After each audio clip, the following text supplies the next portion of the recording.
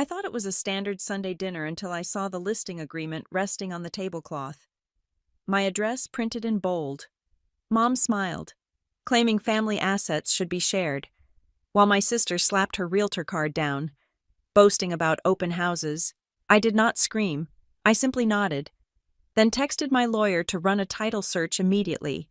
When the report arrived the next morning, I finally understood why they were so sure I could not say no. My name is Ella Ward, and up until 7 o'clock this evening, I labored under the delusion that I was an autonomous adult woman of 34 years. I believed that the deed to my home, recorded in the county clerk's office, meant exactly what it said. I believed that paying off a debt meant the ledger was closed. Most foolishly, I believed that a Sunday dinner invitation from my parents in Westbridge was simply a desire for my company. I parked my sedan in the driveway of the house I grew up in. It was a split-level beige structure that had not changed since the 90s. The lawn was manicured to an obsessive degree, a testament to my father's retirement boredom. Inside, the air smelled of lemon polish and old carpet, a scent that usually triggered a wave of nostalgia. Today, however, it felt sterile. There was no aroma of roast beef or garlic mashed potatoes, which was the first warning sign I ignored. "We are in the dining room, Ella," my mother's voice called out. It was not a greeting, it was a summons. I walked past the living room, noting that the television was off. My father, Mark Ward, was not in his recliner. He was sitting at the head of the mahogany dining table, his hands clasped over a manila folder. My mother, Evelyn, sat to his right. Opposite her was my sister, Marissa. Marissa was 2 years older than me and wore a blazer that was slightly too bright for a casual family gathering. She had a habit of trying to manifest success through wardrobe choices rather than actual work ethic.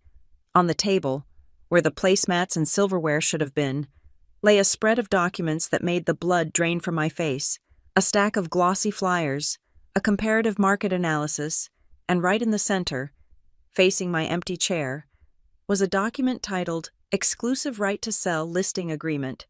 I stopped at the edge of the rug. My eyes locked onto the address typed in the upper right corner of the contract. It was my address, my house, the bungalow I had spent the last 5 years renovating with my own hands and my own salary. "Sit down, Ella," my mother said. She offered a tight, benevolent smile, the kind she used when she was volunteering at the church bake sale and wanted everyone to know how charitable she was being. "We have a lot to get through before dessert." I remained standing. My hand gripped the back of the wooden chair, my knuckles turning white. "Where is the food?" I asked, though I already knew the answer. "I thought this was dinner." "This is better than dinner," Marissa chirped. She reached out and tapped a pen against the listing agreement. "This is a strategy meeting, and honestly, Ella, you should thank me. I pulled some incredible comps for your neighborhood. The market is correcting, but if we list by Friday, we can still catch the high end."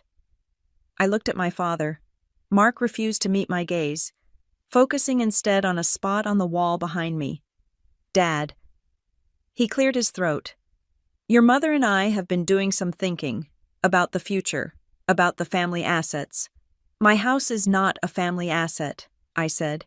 My voice was low, steady, and entirely devoid of the warmth they likely expected. "My house is my asset. It is in my name, solely." "That is a technicality," Evelyn said, waving her hand as if swatting away a gnat. "We are a family. We help each other. When you bought that place 5 years ago, who gave you the down payment assistance? Who made it possible?" I felt a cold spike of adrenaline in my chest. "You loaned me $12,000, I stated clearly. "A loan? We signed a promissory note. I paid you back $200 a month for 5 years. I sent the final payment 4 months ago. I have the bank records." Evelyn exchanged a look with Mark, a look of practiced pity.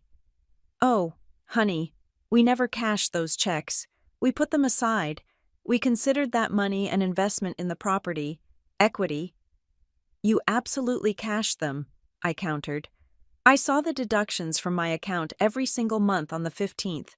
Do not gaslight me about my own finances." "You are being dramatic," Marissa cut in. She flipped open the folder in front of her. Look, the numbers do not lie. I can list it for $520,000. Do you have any idea what that does for us? After the mortgage payoff and closing costs, there is a net proceed of nearly $200,000. Mom and Dad get their share for the initial investment, plus appreciation. I take my commission, obviously, and you get a nice little nest egg to start over somewhere smaller, maybe an apartment. I stared at her. The audacity was so physical it felt like a slap. You want me to sell my home, my only home, so you can take a commission and Mom and Dad can cash out on a loan I already repaid. We are not asking you to sell, Mark said, finally looking at me. His face was hard, his jaw set. We have decided. It is best for the family. Marissa needs a strong listing to boost her numbers this quarter. Your mother and I need to liquidate some capital for upcoming expenses. It is selfish of you to hoard a 3-bedroom house all to yourself when the family has needs. Selfish? I laughed. A sharp, humorless sound. I pay the mortgage. I pay the taxes. I pay the insurance. I put on the new roof last year. Where was the family then? We provided the foundation, Evelyn snapped, losing her benevolent mask. Without that $12,000, you would still be renting. That money bought you the opportunity. That makes us partners, and partners share. I pulled the chair out and sat down, not to join them, but because my legs felt suddenly heavy, I needed to see exactly what they had prepared. I reached for the listing agreement. Marissa's hand shot out to cover it, but I was faster. I slid the paper toward me. It was fully filled out. The list price, $520,000. The commission split 6% total, 3% going to the listing agent Marissa Ward. The term 6 months. And then I saw the bottom of the page. There was a signature on the line for seller. It read, Ella Ward. It was a looped, cursive signature. It looked vaguely like mine, in the way a caricature looks like a real person. But I had not signed this. I had never seen this document before in my life. I looked up slowly. The room went very quiet. The ticking of the grandfather clock in the hall seemed deafening. Who signed this? I asked. Marissa shrugged, leaning back in her chair with a terrifying casualness. I handled it. It is just paperwork. Ella, I knew you would agree once you saw the numbers, so I saved us the time. I have a photographer coming tomorrow morning at 8 o'clock, and I have 4 private showings lined up for Saturday. The listing goes live on the multiple listing service on Monday. You forged my signature, I said. It was not a question. I acted as your agent, Marissa corrected, her tone patronizing. Mom and Dad said it was okay. It is a family decision. Do not use ugly words like forgery. It is a crime, Marissa, I said. It is a felony. Oh, stop it, Evelyn hissed. She is your sister. She is trying to help you maximize your profit. Why do you always have to be so difficult? We raised you to be grateful. You raised me to be obedient, I corrected. There is a difference. I looked at the 3 of them. My father, the silent enforcer, my mother, the emotional architect, and Marissa, the incompetent executioner. They sat there, united in a delusion so complete that they truly believed they could sell a house they did not own, simply because they felt entitled to the money it would generate. You said you have showings booked. I asked Marissa. 4 of them, she bragged. Qualified buyers, pre-approved for over $550,000. This house is going to fly. Ella, you should be thanking me. I am doing all the legwork. Cancel them, I said. Marissa laughed. I cannot cancel them. I would look unprofessional. The photographer is already paid for. It is non-refundable. I do not care, I said. If anyone steps foot on my property, I will call the police for trespassing. You would arrest your own family. Mark slammed his hand on the table, rattling the papers. After everything we have done for you, that $12,000 was a sacrifice. It was a loan, I yelled back, my composure cracking for the first time. I have the amortization schedule. I have the emails from you, Dad, acknowledging the final payment. How dare you sit there and try to rewrite history because you need cash? We are not rewriting history, Evelyn said, her voice trembling with manufactured hurt. We are simply claiming our fair share. The house has appreciated. We deserve 40% of that growth. It is only fair. 40%. I stared at her. You think a $12,000 loan 5 years ago entitles you to $200,000 of my equity today? It is family math, Marissa said, smirking. You wouldn't understand. You work in, what is it you do again? Data entry.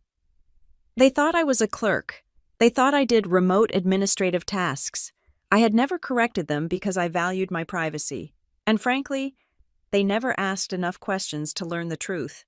I stood up. I did not shove the chair back. I did not sweep the papers off the table. Though the urge to destroy the evidence of their betrayal was nearly overwhelming, I needed that evidence intact. I am leaving, I said. You cannot leave, Marissa said, her eyes widening. We need to stage the living room. I need you to go home and declutter, move the personal photos, hide the dog bowl, make it look like a model home. Marissa, I said, leaning in close enough to see the heavy foundation settling into the lines around her eyes. If you list my house, you will lose your license. Mom, Marissa whined, turning to Evelyn. She is threatening me. Ella, sit down, Mark commanded. We are not finished. I am, I said. Do not come to my house. Do not send a photographer, and do not ever forge my signature again. I turned and walked out. If you walk out that door, my mother shouted after me, her voice shrill and echoing in the hallway. Do not expect a Christmas invite. You are tearing this family apart over money greed, Ella pure greed. I grabbed my purse from the entry table.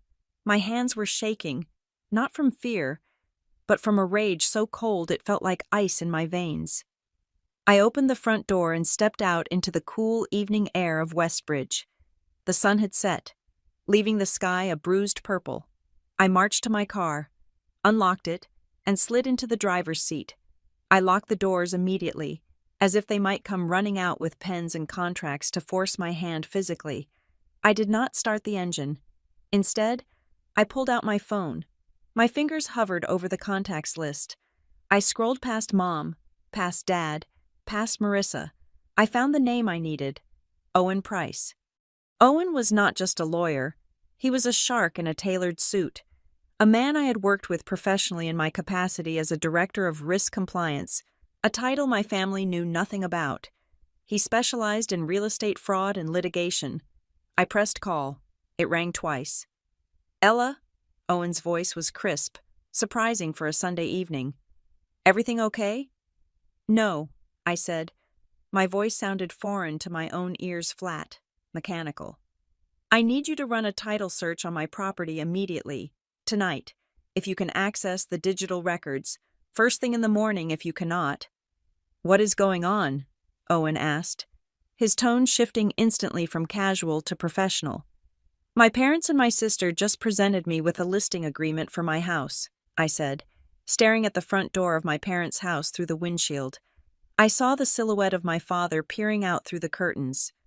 They claim they have ownership because of a loan I paid off years ago. Marissa says she has already scheduled showings. Did you sign anything? Owen asked sharply. No, I said. But Marissa did. She signed my name. She admitted it to my face. There was a brief silence on the other end of the line. Okay, Ella, listen to me. Go home. Do not let anyone in. If they have a key, change the locks tonight. I will pull the title history. If they are this confident, I am worried they might have done more than just draft a listing agreement. What do you mean? I asked. I mean, Owen said, people who forge signatures on listing agreements usually do not stop there. I will check the county recorder. We need to see if they have filed anything against the deed, a lien, a claim of interest, anything. Okay, I whispered. Owen, yeah. They said family property is shared, I said, the words tasting like ash in my mouth. Legally, Owen said. That is nonsense. We will stop them. Ella, go home. Lock the door. I ended the call and started the car. As I backed out of the driveway, I saw the front door open. Marissa stepped out, waving a paper in the air, yelling something I could not hear through the glass. I put the car in drive and didn't look back. They thought they were dealing with the pushover daughter who did data entry. They thought the family card was a trump card that superseded the law. They were about to learn that in the real world, a forged signature is not a family squabble. It is the first step toward a prison sentence. And I was no longer their daughter. I was the plaintiff. The morning sun hit the front of my house with a deceptive cheerfulness that felt entirely inappropriate for a Saturday destined to be a disaster. I had spent the night sleeping in shifts, waking at every creak of the floorboards, half expecting my father to be standing in the hallway with a crowbar and a lecture about family loyalty. But the night had passed in silence. The threat, it turned out, was not going to be a covert break-in. It was going to be a public spectacle. I was standing in my kitchen, clutching a mug of black coffee that had gone cold an hour ago, when I heard the distinct crunch of tires on gravel. My driveway was long enough that I usually had a few seconds of warning before anyone reached the front door. I moved to the living room window, peering through the slats of the blinds I had deliberately kept closed. A silver SUV, branded with a large magnetic decal on the side door, pulled in. It was followed closely by a smaller, red sedan. My stomach turned over. The magnetic decal read, Marissa Ward, Premier Real Estate. She had actually come. I watched as my sister stepped out of the driver's seat. She was dressed for war, or at least, what she imagined a high-stakes real estate war looked like. She wore a cream-colored pantsuit that was likely intended to project authority, but mostly just looked uncomfortable in the morning heat. She checked her reflection in the side mirror, adjusting her hair, before turning to greet the occupants of the red sedan. A couple stepped out. They looked young, perhaps in their late 20s, holding hands and scanning the facade of my house with wide, hopeful eyes. Behind them, a man with a tripod and a heavy camera bag climbed out of Marissa's passenger seat. The photographer. The audacity was so absolute that for a moment, I was paralyzed. It is one thing to threaten to sell someone's house during a private family argument. It is an entirely different level of delusion to actually show up with clients and a photographer, acting as if the deed is already signed and the keys are in your pocket. I heard Marissa's voice drift through the glass, pitched high and bright, her customer service voice. Great bones, she was saying, gesturing expansively at my porch. Just incredible curb appeal. The landscaping was done professionally, of course. And wait until you see the natural light in the foyer. She began walking up the path, her heels clicking rhythmically on the concrete. The couple followed, the husband pointing at my roof, the wife whispering something that made them both smile. They thought they were about to see their dream home. They had no idea they were walking into a crime scene. I heard the sound of a key sliding into the lock. There was a pause, then the jiggle of the handle, then a more aggressive twisting sound. I had called a locksmith at 10 o'clock the previous night. It had cost me $300 for the emergency service, but hearing the confusion on the other side of that door made it worth every penny. That is strange, Marissa muttered, loud enough for me to hear. The key is sticking. These older locks can be temperamental. She rattled the door handle violently. Just give me a second. Folks, humidity makes the wood expand. I unlocked the deadbolt from the inside and threw the door open. Marissa stumbled forward slightly, caught off guard by the sudden lack of resistance. She regained her balance quickly, her face flashing with annoyance before she remembered her audience. She plastered a tight, strained smile onto her face. "Ella!" she exclaimed, laughing a little too loudly. "Oh, thank goodness. I thought you might have run out for errands. I was just telling the Millers here about how quiet the neighborhood is." She tried to step past me, ushering the couple forward with a wave of her hand. "Come on in, guys. Let's get you out of the sun." I did not move. I planted my feet on the threshold, my hand gripping the door frame. I blocked the entrance completely. "Ella," Marissa hissed, her smile faltering. "Move. We are on a schedule. The photographer has another shoot at 11. No, I said. The word hung in the air, heavy and absolute. The couple, the Millers, stopped halfway up the steps. The husband looked confused, his eyes darting between Marissa and me. The photographer, standing on the lawn, sighed and set his tripod down, looking like he had seen this happen a dozen times before. "Excuse me," Marissa said, her voice dropping to a whisper that was meant to be threatening. "Do not do this. Do not embarrass me right now." "You are embarrassing yourself," I said, my voice steady. "I told you last night, this house is not for sale." Marissa's face turned a mottled shade of red. She stepped closer, invading my personal space, hoping her proximity would force me to retreat into the house. It was a bullying tactic she had used since we were teenagers. It did not work anymore. "I have clients here," she gritted out through her teeth. "I have a contract. Mom and Dad are counting on this. Now, step aside. Go to your room, or go to a coffee shop. I need to stage the living room. Why are the blinds still closed? I told you to open everything up so it looks spacious." She looked over my shoulder, scanning the interior. "And that coat rack needs to go. It is clutter. Move it to the garage." She was ordering me around in my own home. She was treating me like a squatter who was inconveniently occupying her listing. "Marissa," I said loudly, ensuring the couple on the steps could hear every syllable. "You do not have a contract. You have a piece of paper you forged. You have no authority to enter this property." The wife took a step back, her hand tightening on her husband's arm. Is there a problem?" she asked. Marissa spun around to face them, her smile returning with terrifying speed. "No, not at all. My sister is just very attached to the home. It is an emotional process, selling a first home. She is having a bit of a moment. Just give us 2 minutes to sort out the logistics." She turned back to me, her eyes manic. "You are ruining this," she whispered furiously. "Do you know how hard it is to find qualified buyers in this interest rate environment?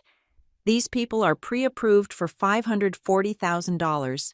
Do not be an idiot. Let them in." "I am going to call the police," I said. Marissa froze. "You wouldn't?" "I absolutely would," I said. "Trespass. Attempted breaking and entering. Fraud." "I am your sister," she shrieked, forgetting to whisper. "I am trying to help you. You are so selfish." The cringe factor was off the charts. I could feel the neighbors watching from behind their curtains. This was the scene I had dreaded, the airing of dirty laundry on the front lawn, but I knew that if I gave an inch, Marissa would take the entire house.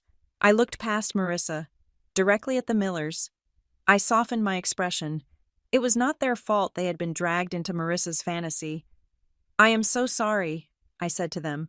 "I apologize for wasting your Saturday morning. My sister has misled you. I am the sole owner of this property. It is not for sale. It has never been for sale. There is a significant legal dispute occurring regarding her right to represent this property." The husband looked at Marissa, his expression hardening. "You said you had the exclusive right to sell. You said the owner was eager to close quickly. She is," Marissa insisted, waving her hands frantically. "She is just being difficult today. It is a family negotiation tactic. We can still view the property. Once she sees the offer you are going to make, she will calm down. Ignore her."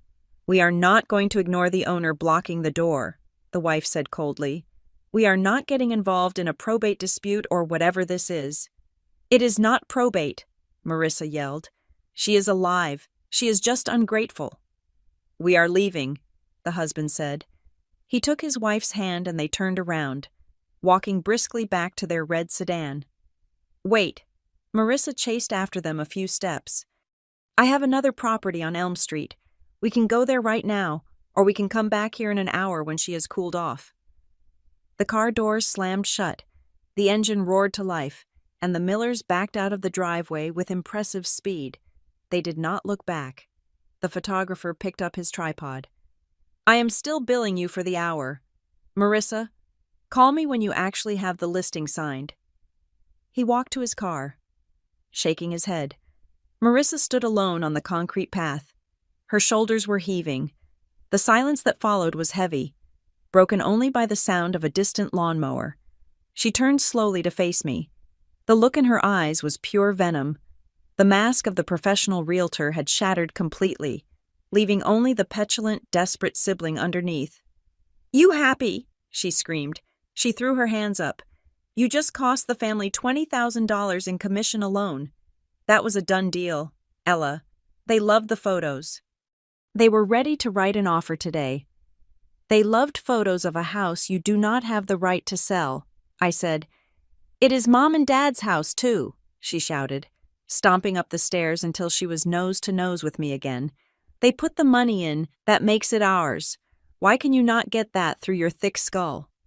"Marissa," I asked, my voice dropping to a calm, analytical register. "You are a licensed agent, or at least, you claim to be. You know the law." "I know more about real estate than you ever will," she scoffed. "I am a top producer."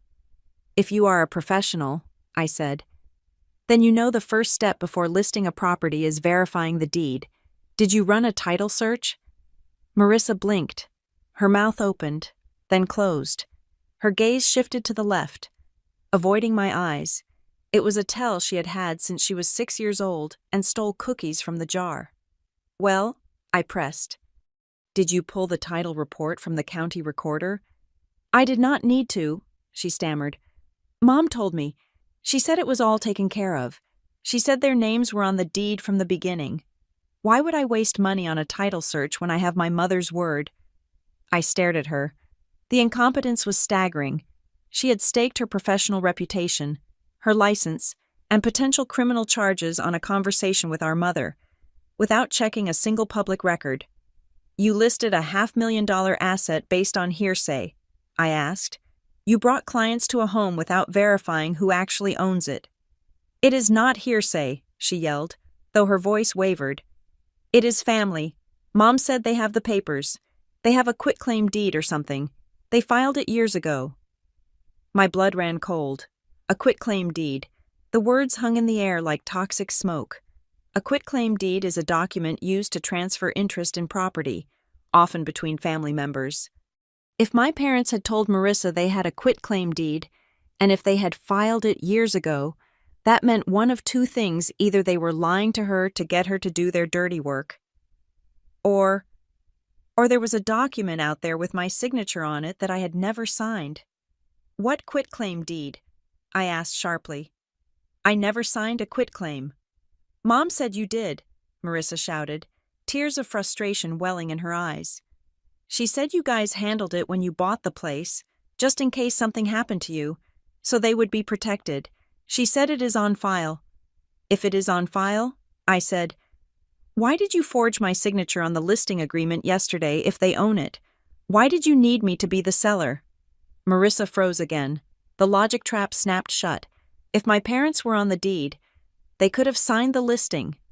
The fact that Marissa forged my signature meant she knew, on some level, that the title was still in my name, or she was so confused by our parents' lies that she was just flailing. "I just wanted to streamline it," she mumbled. "I did not want to bother Dad with the paperwork. He gets stressed." "Go home, Marissa," I said. "You are going to regret this," she sobbed, wiping her nose with the back of her hand. "You are destroying this family over a pile of bricks. Get off my property," I said, "and tell Mom and Dad that if I see one more person show up here, I am filing a restraining order." I stepped back and slammed the door. I locked the deadbolt. My hands were shaking again. I leaned my back against the wood, listening. I heard Marissa scream a word that I will not repeat, followed by the sound of her car door slamming. Her engine revved aggressively, and tires squealed on the asphalt as she peeled out of the driveway. Silence returned to the house. But it was not peaceful. It was the silence of a bomb that had not yet detonated, but was counting down, a quitclaim deed. Marissa was not smart enough to invent that specific legal term on the fly. She had heard it from our parents. I pushed myself off the door and ran to the kitchen table where my laptop was sitting. I woke the screen and opened my email client. I started a new message to Owen Price. Subject urgent. Potential forgery. Title issue. Owen. Marissa just tried to force entry for a showing. I turned them away, but she said something that changes everything. She claims Mom and Dad told her there is a quitclaim deed on file transferring ownership interest to them. I never signed a quitclaim. I never authorized a transfer. She admitted she did not run a title search because she trusted them. But if they are claiming this document exists, and that it was filed, we are not just dealing with a listing agreement forgery. We might be dealing with a recorded fraudulent instrument. Please tell me you can see the registry history remotely. I need to know what is recorded against my house. Now, Ella. I hit send. I stared at the screen, my heart hammering against my ribs. In my line of work, we had a saying, fraud is never an isolated incident. It is a process. If my parents had forged a deed, they had not just stolen my house, they had stolen my identity, and they had done it while smiling across the dinner table for years. To my parents, I am a digital nomad with a precarious income. They believe I spend my days answering emails for disjointed startups or transcribing audio files for pennies on the dollar. When they ask about my work, I give them vague answers about consulting and administrative support. They usually nod with that specific brand of parental disappointment reserved for children who they believe have failed to launch, despite owning a home. They think my lack of a flashy office and a company car means I am vulnerable, financially illiterate, and desperate for their guidance. It is the greatest advantage I possess. In reality, I am the Director of Risk Compliance for Crescent Vale Advisory. My firm does not handle data entry. We handle forensic accounting and regulatory oversight for mid-sized financial institutions. My entire career is built on detecting patterns that other people miss. I spend 40 hours a week hunting for embezzlement, money laundering, and the subtle shifting architecture of fraud.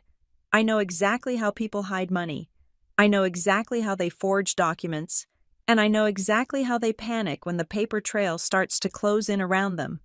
I sat at my dining room table, not as a daughter, but as an auditor. The emotional betrayal I had felt on the porch was shoved into a mental box, taped shut, and shoved to the back of my mind. There would be time to cry later. Now was the time to build a file. I opened my laptop and logged into my secure work server. Not because this was company business, but because I needed the encryption tools. Then, I retrieved the physical banker's box from the top shelf of my closet. I am meticulous about record keeping.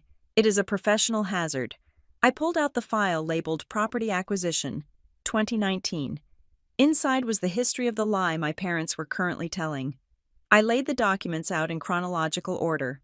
First, the purchase agreement, then, the mortgage approval from the bank, solely in my name, and finally, the document that would be their undoing, the promissory note. 5 years ago, when I was short on the closing costs, my parents had offered the $12,000. I had hesitated. I knew money made blood relation complicated, but my father, Mark, had insisted. He had called it a bridge loan, to ensure there was no confusion. I had drafted a formal promissory note. I smoothed the paper out. It was signed by me, Mark, and Evelyn. The terms were clear. $12,000 principal, interest rate of 3%, monthly payments of $200 until the balance was satisfied. There was no clause about equity. There was no language about shared ownership or family investment. It was a debt instrument, plain and simple. Next, I opened my banking portal. I filtered the search results for the last 60 months. I exported the data into a spreadsheet every single month on the 15th.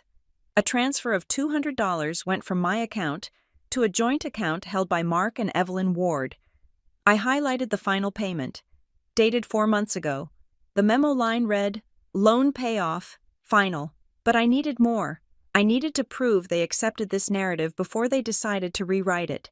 I dug into my email archive. I searched for loan and dad. I found it. An email from 3 years ago. Subject payment adjustment. From Mark Ward to Ella Ward. Ella, Mom and I were looking at the inflation rates. The 3% we agreed on is really below market value now. Since the family is essentially losing money by lending this to you, We think it is fair if you add an extra $50 a month to the transfer to cover the cost of money. Let us know. I stared at the screen. I remembered this. I had been annoyed, but I had paid it. I had sent them a lump sum of $600 at the end of that year to shut them up. I printed the email. This was critical. You do not ask for interest adjustments on an equity investment.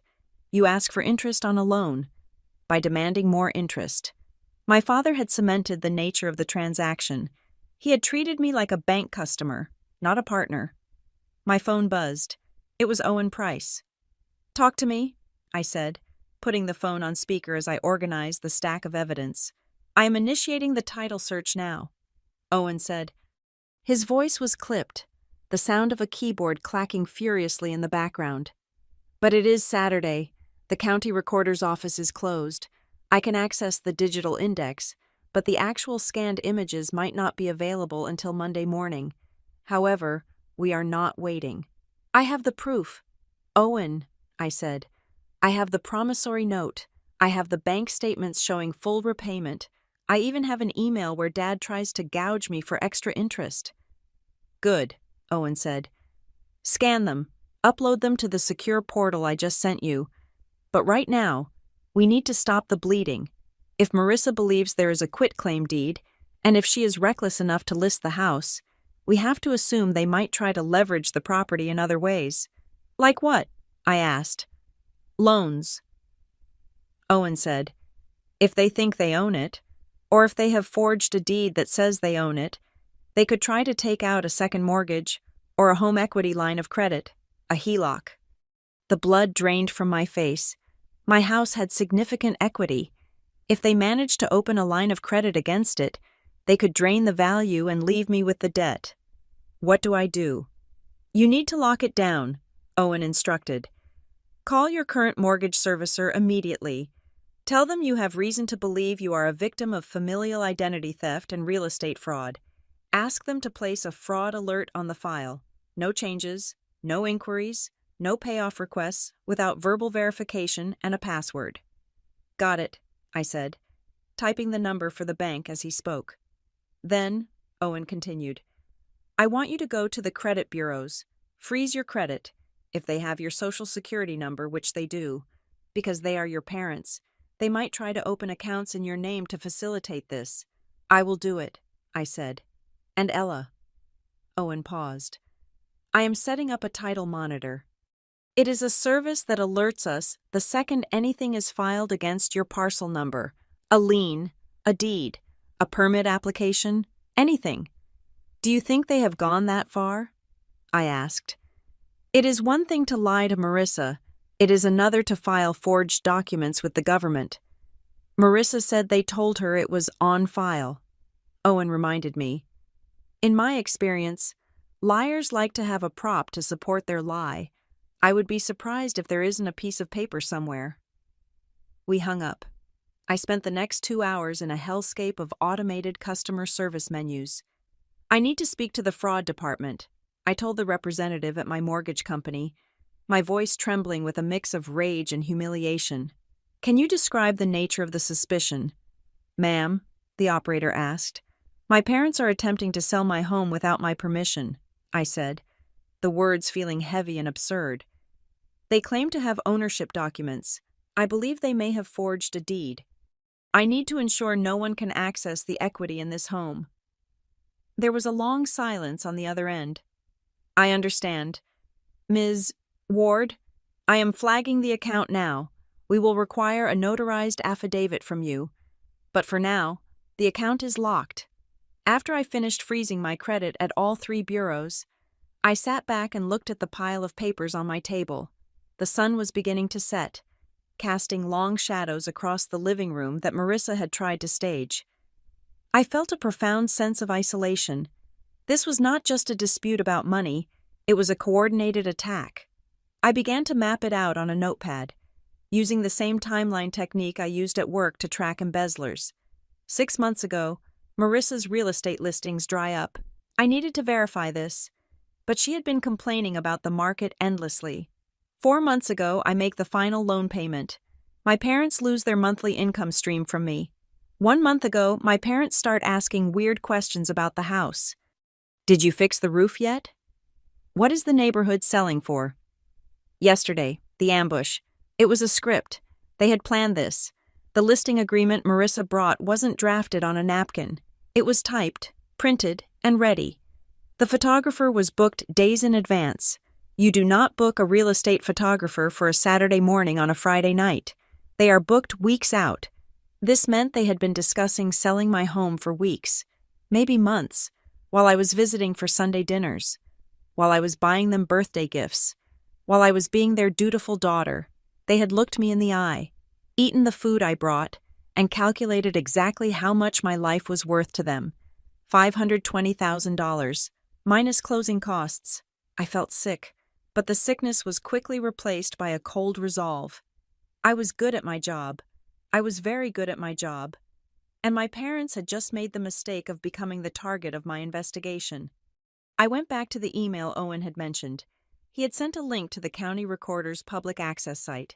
It was a clunky government website, usually slow to update. I typed in my address, owner Ella Ward.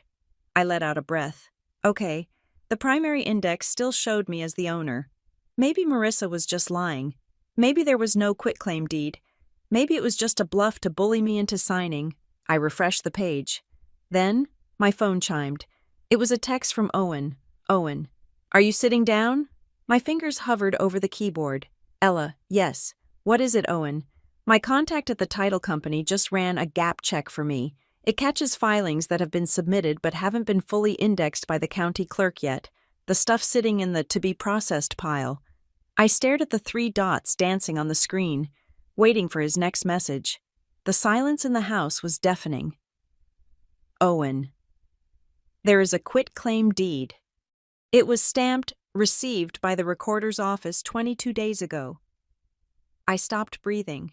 22 days ago, I was at work. I was nowhere near a notary. Owen and Ella. There is something else, filed the same day.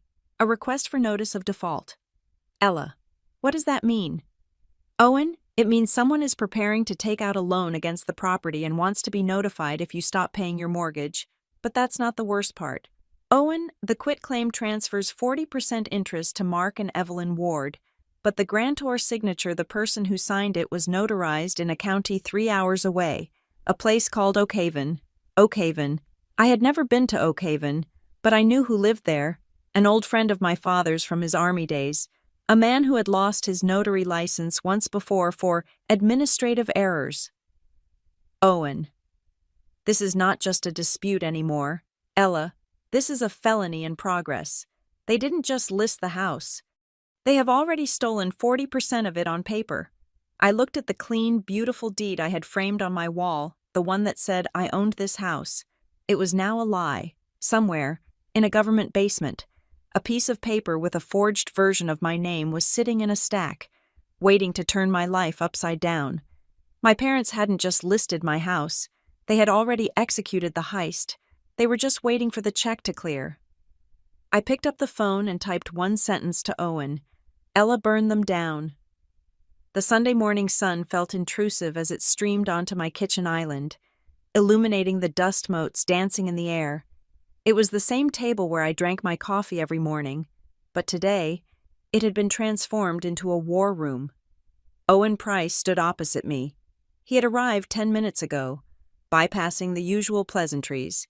He wore a charcoal suit, immaculately pressed, which made him look out of place in my cozy, open-concept kitchen. He carried a leather briefcase that looked heavy, not with physical weight, but with the gravity of what was inside. He unzipped the case and began to lay out documents. The sound of paper sliding against the granite countertop was sharp and distinct. It was a visual echo of the dinner at my parents' house just 2 nights prior, but the dynamic had shifted entirely. At their table, I had been the ambush victim. At my table, I was the auditor. Coffee, I asked, my hand hovering over the pot. No, Owen said, his voice flat. You need to see this. He placed a single sheet of paper in the center of the island. It was a copy of a document, grainy from being scanned and downloaded from the county's digital repository. This is the current grant deed. Owen said. It is the original one recorded when you bought the house 5 years ago. Look at the grantee. I looked. Ella Ward, a single woman. Clean, I said. Just as I thought. Right, Owen nodded. He reached into his folder and pulled out a second document. He placed it directly on top of the first one. Now look at this. This document was different. The header was bold and dark. Quitclaim deed. My stomach dropped. I leaned in, bracing my hands against the counter to steady myself. Date of recording. Owen pointed a manicured finger at the stamp in the top right corner. 22 days ago, I read the text. It was standard legal boilerplate. The kind of language designed to be boring so you do not notice what is being stolen from you. For valuable consideration, receipt of which is hereby acknowledged. Ella Ward does hereby remise, release, and forever quitclaim to Mark Ward and Evelyn Ward, husband and wife, as joint tenants, an undivided 40% interest in the real property described as follows, 40%. They had not tried to take the whole thing. They had calculated exactly how much they could take without triggering an immediate tax reassessment or perhaps raising too many flags. 40% of my home. Based on the valuation Marissa had thrown around, that was over $200,000 of equity they had assigned to themselves with a stroke of a pen. I did not sign this, I whispered. I know, Owen said. Look at the signature line. I looked. There, above the printed name, Ella Ward, was a scribble. It was my name, but it was not my hand. The E was too looped. The W was sharp, aggressive. It looked like the signature of someone trying to copy my style from memory, but failing to capture the fluidity of it. It looked like a forgery done by someone whose hands were shaking. It is clumsy, I said, tracing the air above the ink. That is not even close to my signature on the mortgage papers. It does not have to be close, Owen said grimly. It just has to be notarized. The county clerk does not analyze handwriting. They check for the notary seal. If the stamp is valid, the document is valid. He tapped the bottom of the page. Look at the notary acknowledgement.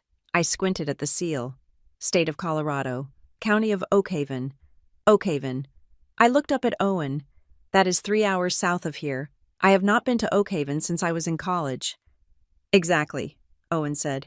Unless you drove 6 hours round trip on a Tuesday 3 weeks ago to sign away nearly half your net worth, this is fraud. And not just simple fraud. This is filing a false instrument with a government body. It is a felony.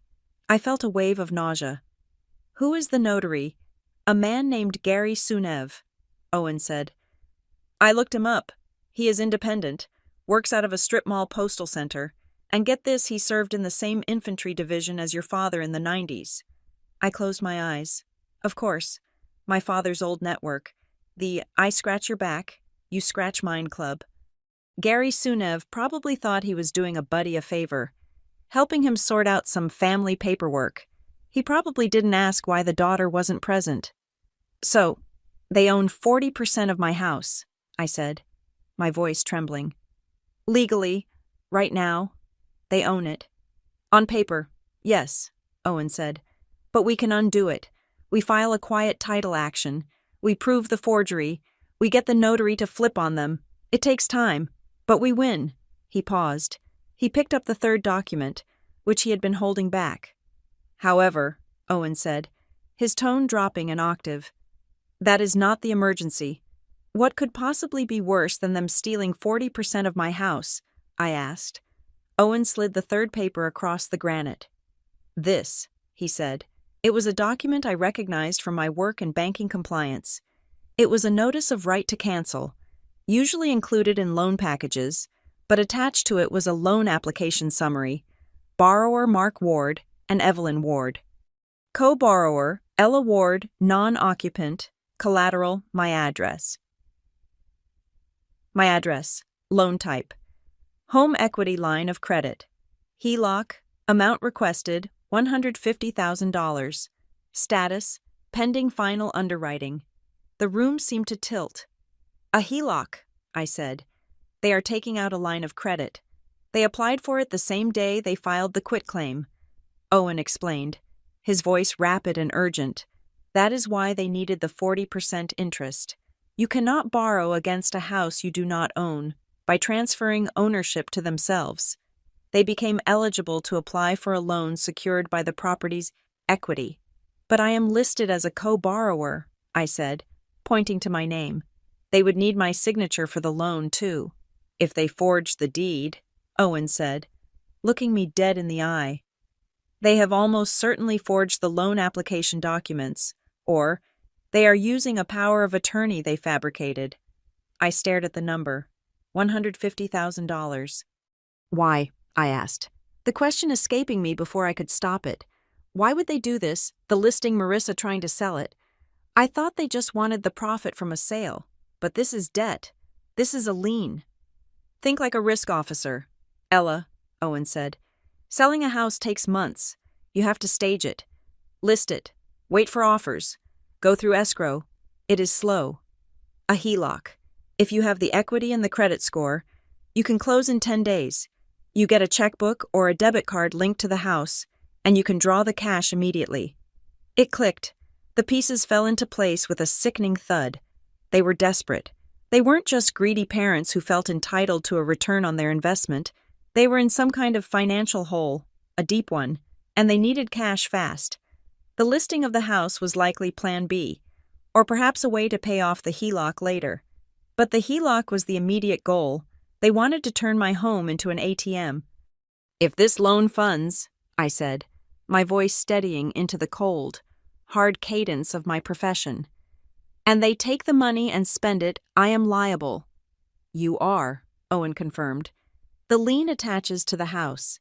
If they default, and they will default, the bank forecloses, you lose the house, or you have to pay back the $150,000 yourself. I looked at the status pending final mile underwriting. We have to stop it, I said. Right now. I have already drafted the letter, Owen said.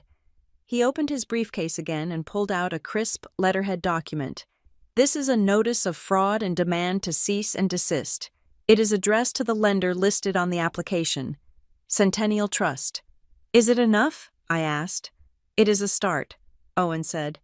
But we need to go nuclear. We need to file a lis pendens tomorrow morning. That is a formal notice of legal action regarding the title.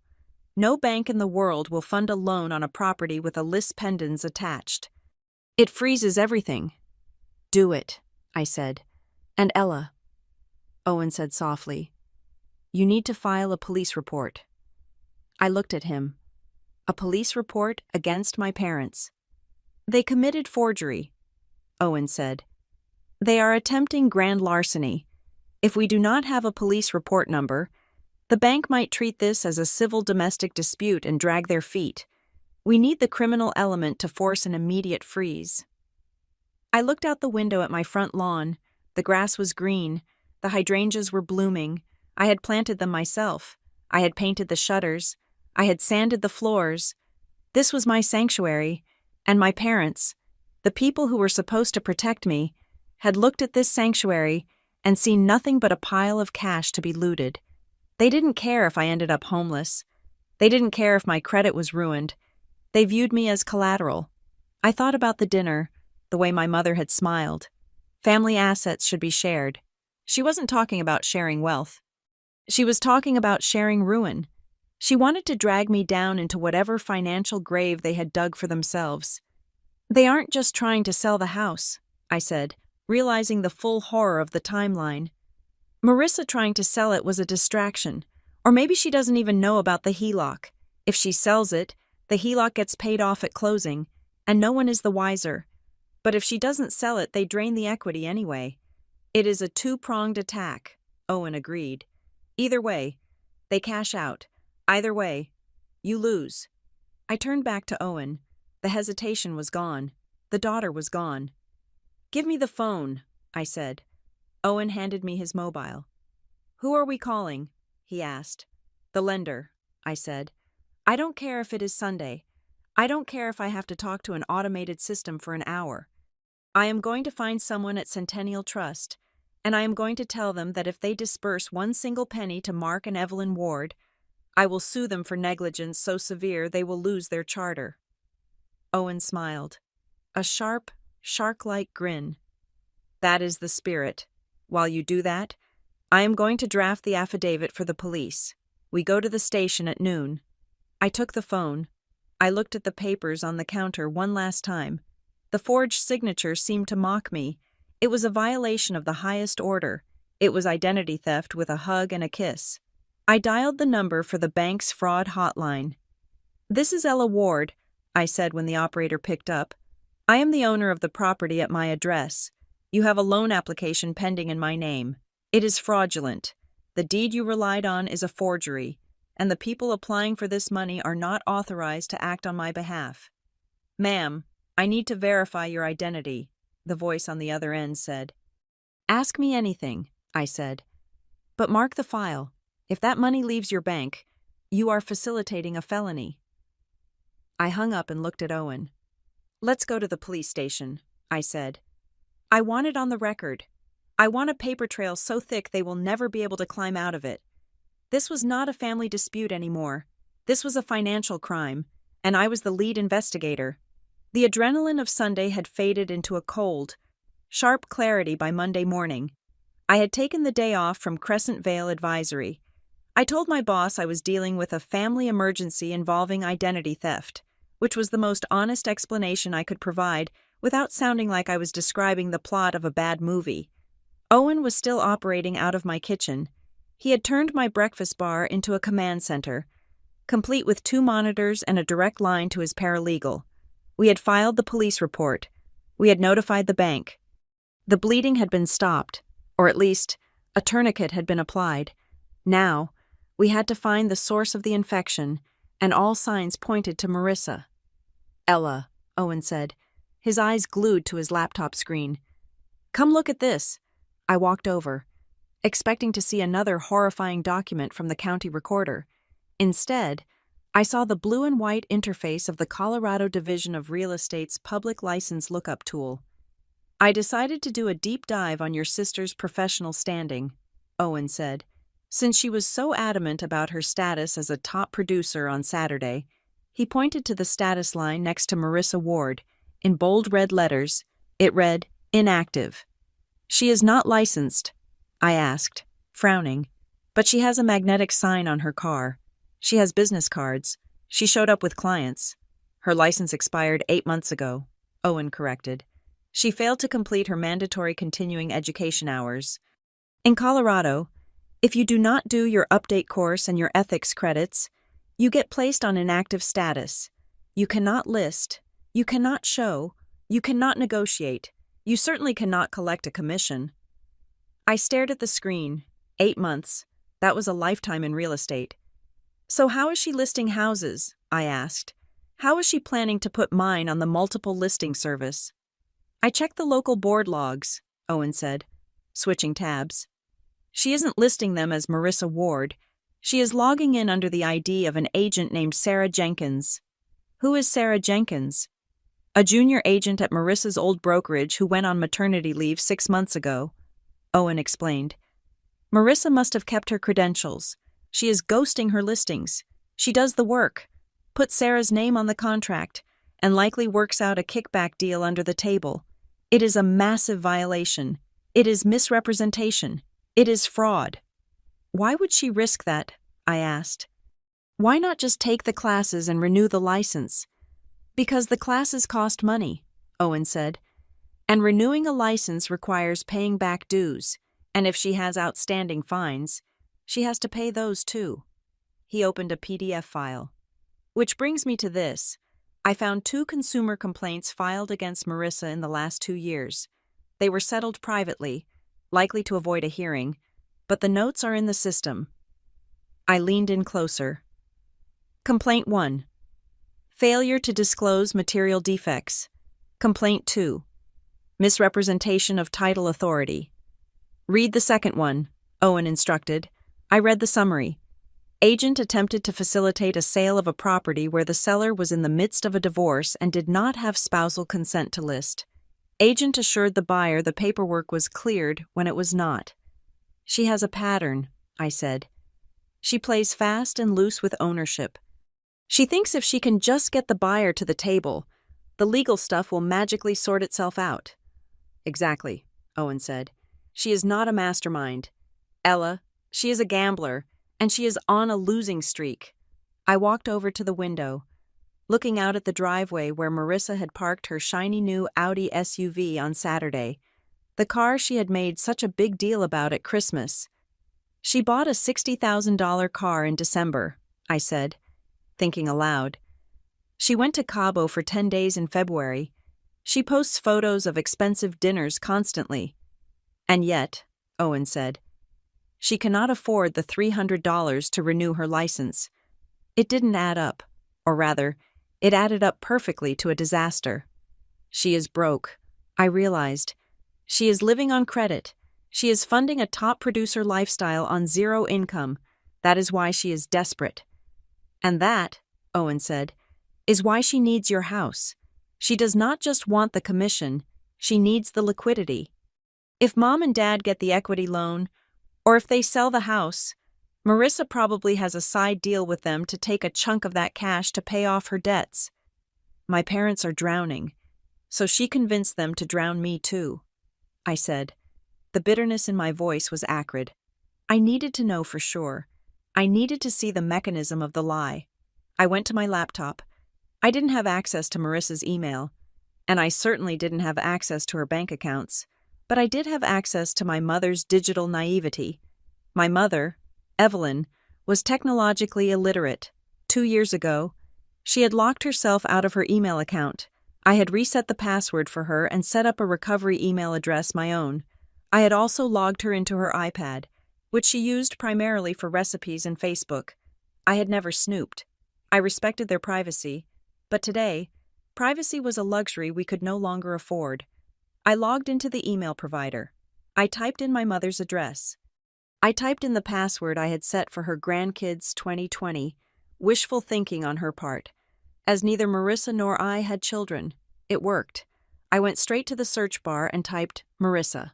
Hundreds of emails popped up. Most were mundane, forwards of jokes, photos of cats, scheduling for holidays. I filtered by date, looking at the last 30 days, and there it was. An email thread with the subject line, houseplan/logistics. My heart hammered against my ribs as I clicked it, from Marissa Ward to Evelyn Ward. Date 3 weeks ago. Mom, stop worrying. I talked to Gary. He says as long as the paperwork looks right, the county clerk just stamps it. They process hundreds a day. They do not have time to be detectives. I scrolled down. From Evelyn Ward to Marissa Ward. I just feel bad. Marissa. Ella worked hard for that house. And what if she finds out about the loan from Marissa Ward to Evelyn Ward? She won't find out. We pay off the HELOC as soon as the house sells. We give her a little cash to keep her quiet. You guys take your share, and I take my commission. Everybody wins. Besides, you said it yourself you loaned her the down payment. It is technically your money. We are just unlocking it. I will handle the quitclaim. I will handle the notary. You just need to keep her busy at Sunday dinner so she doesn't check her mail for notices. I felt like I had been punched in the gut. Keep her busy. That was why they had invited me over. That was why they were so chatty. They were distracting me while they robbed me. But the real smoking gun was an attachment in the thread. It was a screenshot of a text message conversation between Marissa and a contact labeled Gary, notary. I opened the image. Marissa. Hey Gary, I have those docs for the Ward property. The grantor can't make it to Oakhaven. She is indisposed. Can we do a remote acknowledgement, Gary? Technically, I need to see her on video, but for Mark's daughter, I trust you. Just bring the ID copy and the signed deed. I will stamp it. $50 cash. Right, Marissa. You are a lifesaver. Lunch is on me. No one checks this stuff closely anyway. Owen, I said. My voice was barely a whisper, but it cut through the room. He looked up. What? I found it, I said. I found the conspiracy in writing. I turned the laptop around. Owen read the emails. He studied the text screenshot. His jaw tightened. This is it, he said softly. This is not just fraud. This is criminal conspiracy, solicitation of a felony, notary fraud, and she admits she knows the system is weak and plans to exploit it. He looked at me. We have enough to bury her. Ella, we can take this to the state commission today. We can hand this to the district attorney. They will revoke her license or the license she doesn't have, and they will likely charge her. I looked at the screen. I looked at the sister who had dismissed me as a data entry clerk. The sister who had called me selfish for wanting to keep the roof over my head. She had sold me out for $50 cash to a crooked notary. No, I said. Owen blinked. No, Ella. This is the evidence. If we send this now, I said, thinking fast, she will deny it. She will say the email was hacked. She will say she was joking. She will claim she never actually went through with it, that the deed on file was a mistake. She is slippery. Owen, you saw how she lied to those buyers on my front porch. So what do you want to do? Owen asked. I want to catch her, I said. I want to catch her acting as an agent. I want to catch her presenting the forged documents to a third party. I want her to say the words out loud, on record, to someone who isn't family. I paced the kitchen. The plan was forming in my mind, sharp and jagged. She thinks she lost the deal with the Millers on Saturday, I said. She is desperate. She needs a buyer. If she doesn't sell the house, she can't pay off the debts she is hiding. The HELOC is frozen now because of your call, but she doesn't know that yet. She thinks she is still in the game. You want to send in a straw buyer. Owen realized. He leaned back, a look of appreciation crossing his face. Do you have someone, I asked, someone she wouldn't recognize, someone who looks like they have money? Owen smiled. I have a private investigator I use for corporate espionage cases. His name is Julian. He looks like a tech bro who just cashed out stock options. He drives a Porsche. Perfect, I said. Have Julian call her. Tell him he saw the coming soon sign which she probably put up and took down, or say he heard about the listing through the grapevine. Tell him to offer cash. A quick close. No inspections. Marissa will drool, Owen said. She will not be able to resist. And tell him to demand a private showing, I said.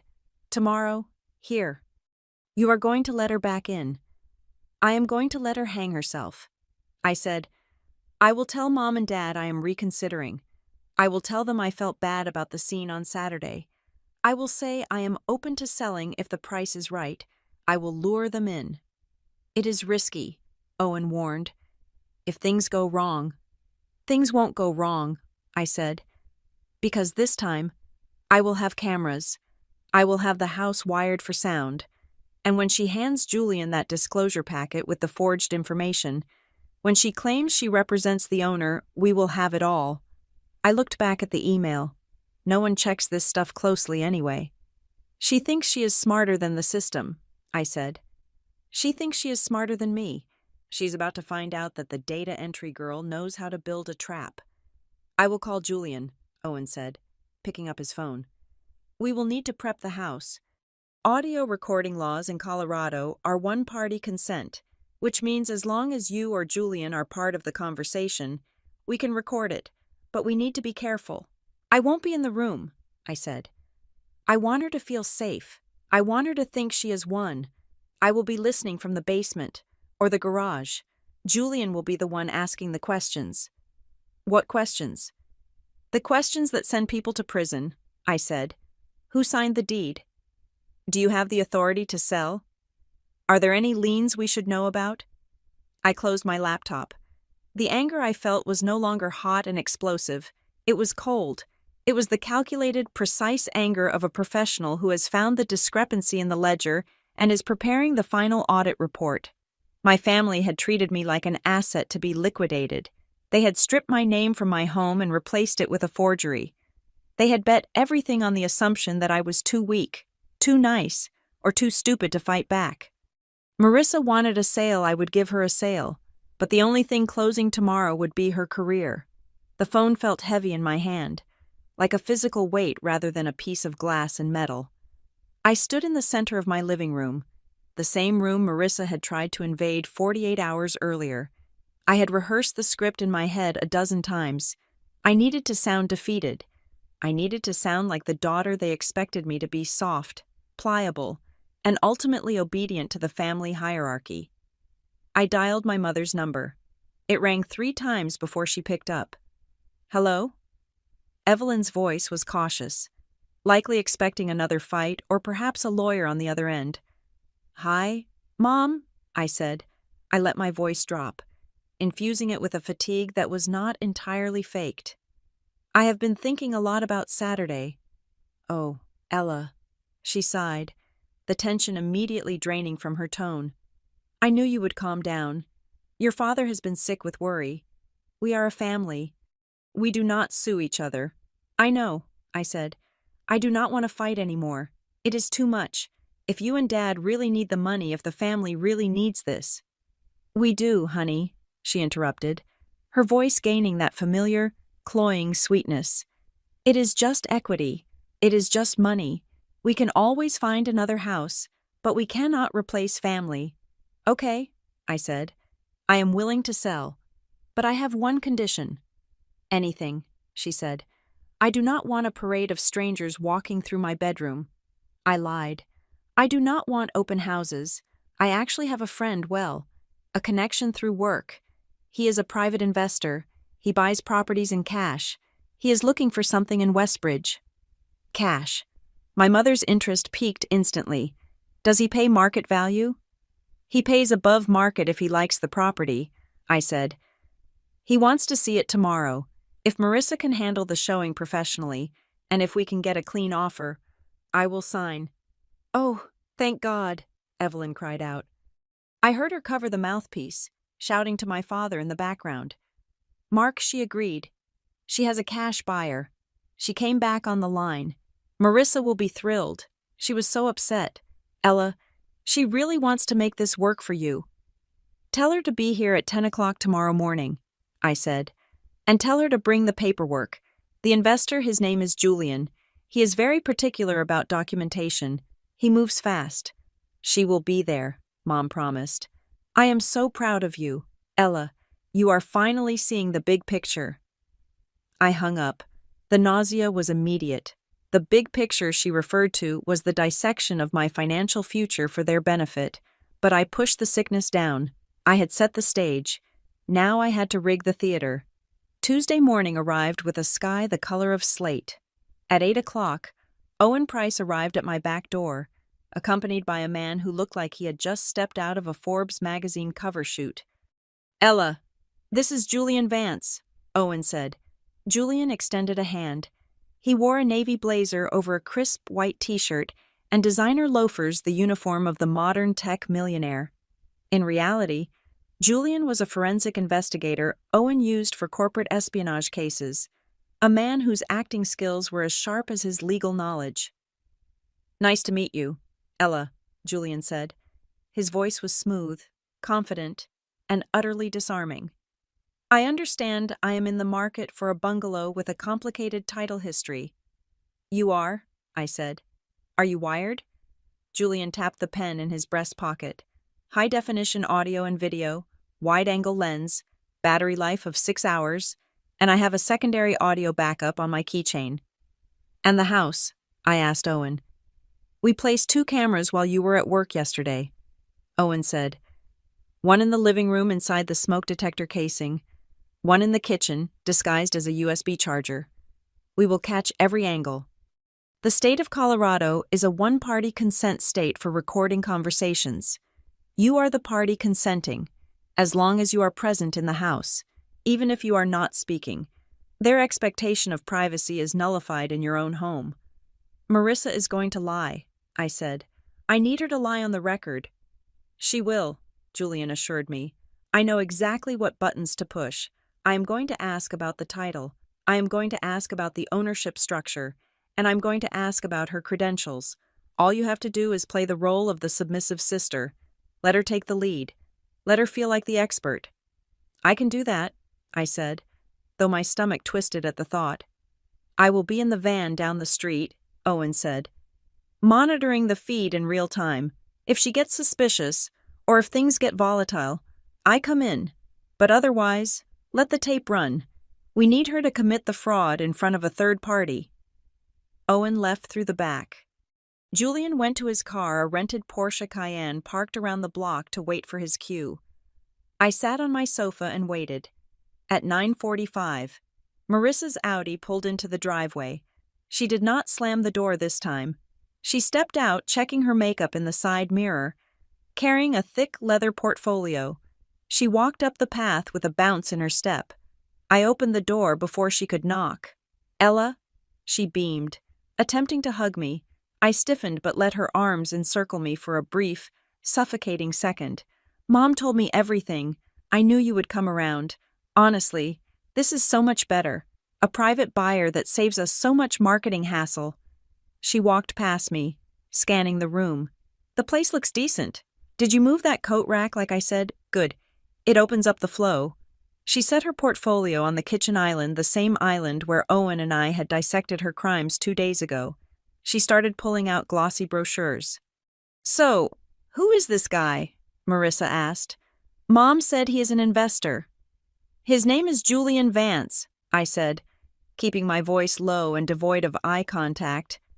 "He represents a private equity group. He buys properties, renovates them, and holds them as rentals. He has a lot of cash." Marissa's eyes practically glowed. "Perfect." I printed out a fresh comparative market analysis.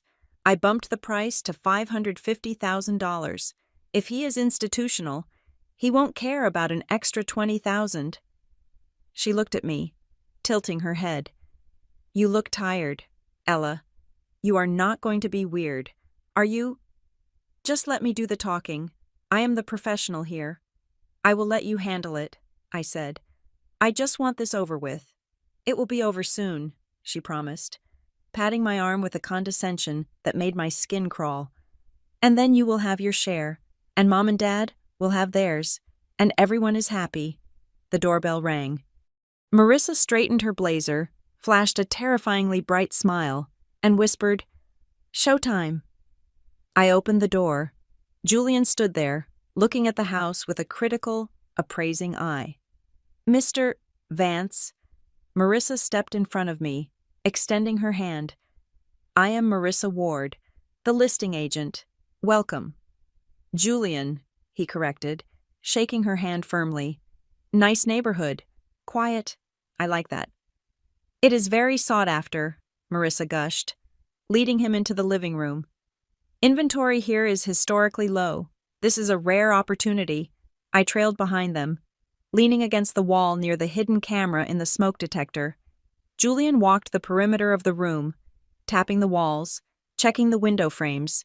He was convincing. He looked like a man who bought houses like other people bought groceries.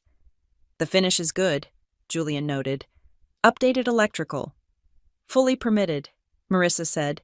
"My sister, the owner, took great care of the infrastructure." Julian turned to look at her. "So you represent the seller exclusively?" "Yes," Marissa said. "I am the exclusive listing agent."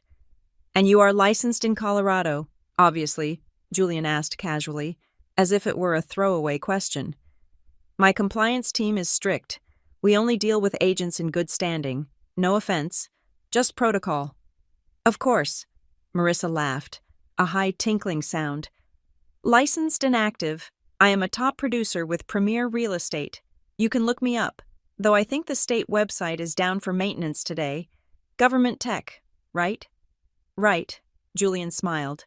"Strike one. Representing oneself as a licensed agent while inactive is a violation. Doing it to a potential buyer is fraud."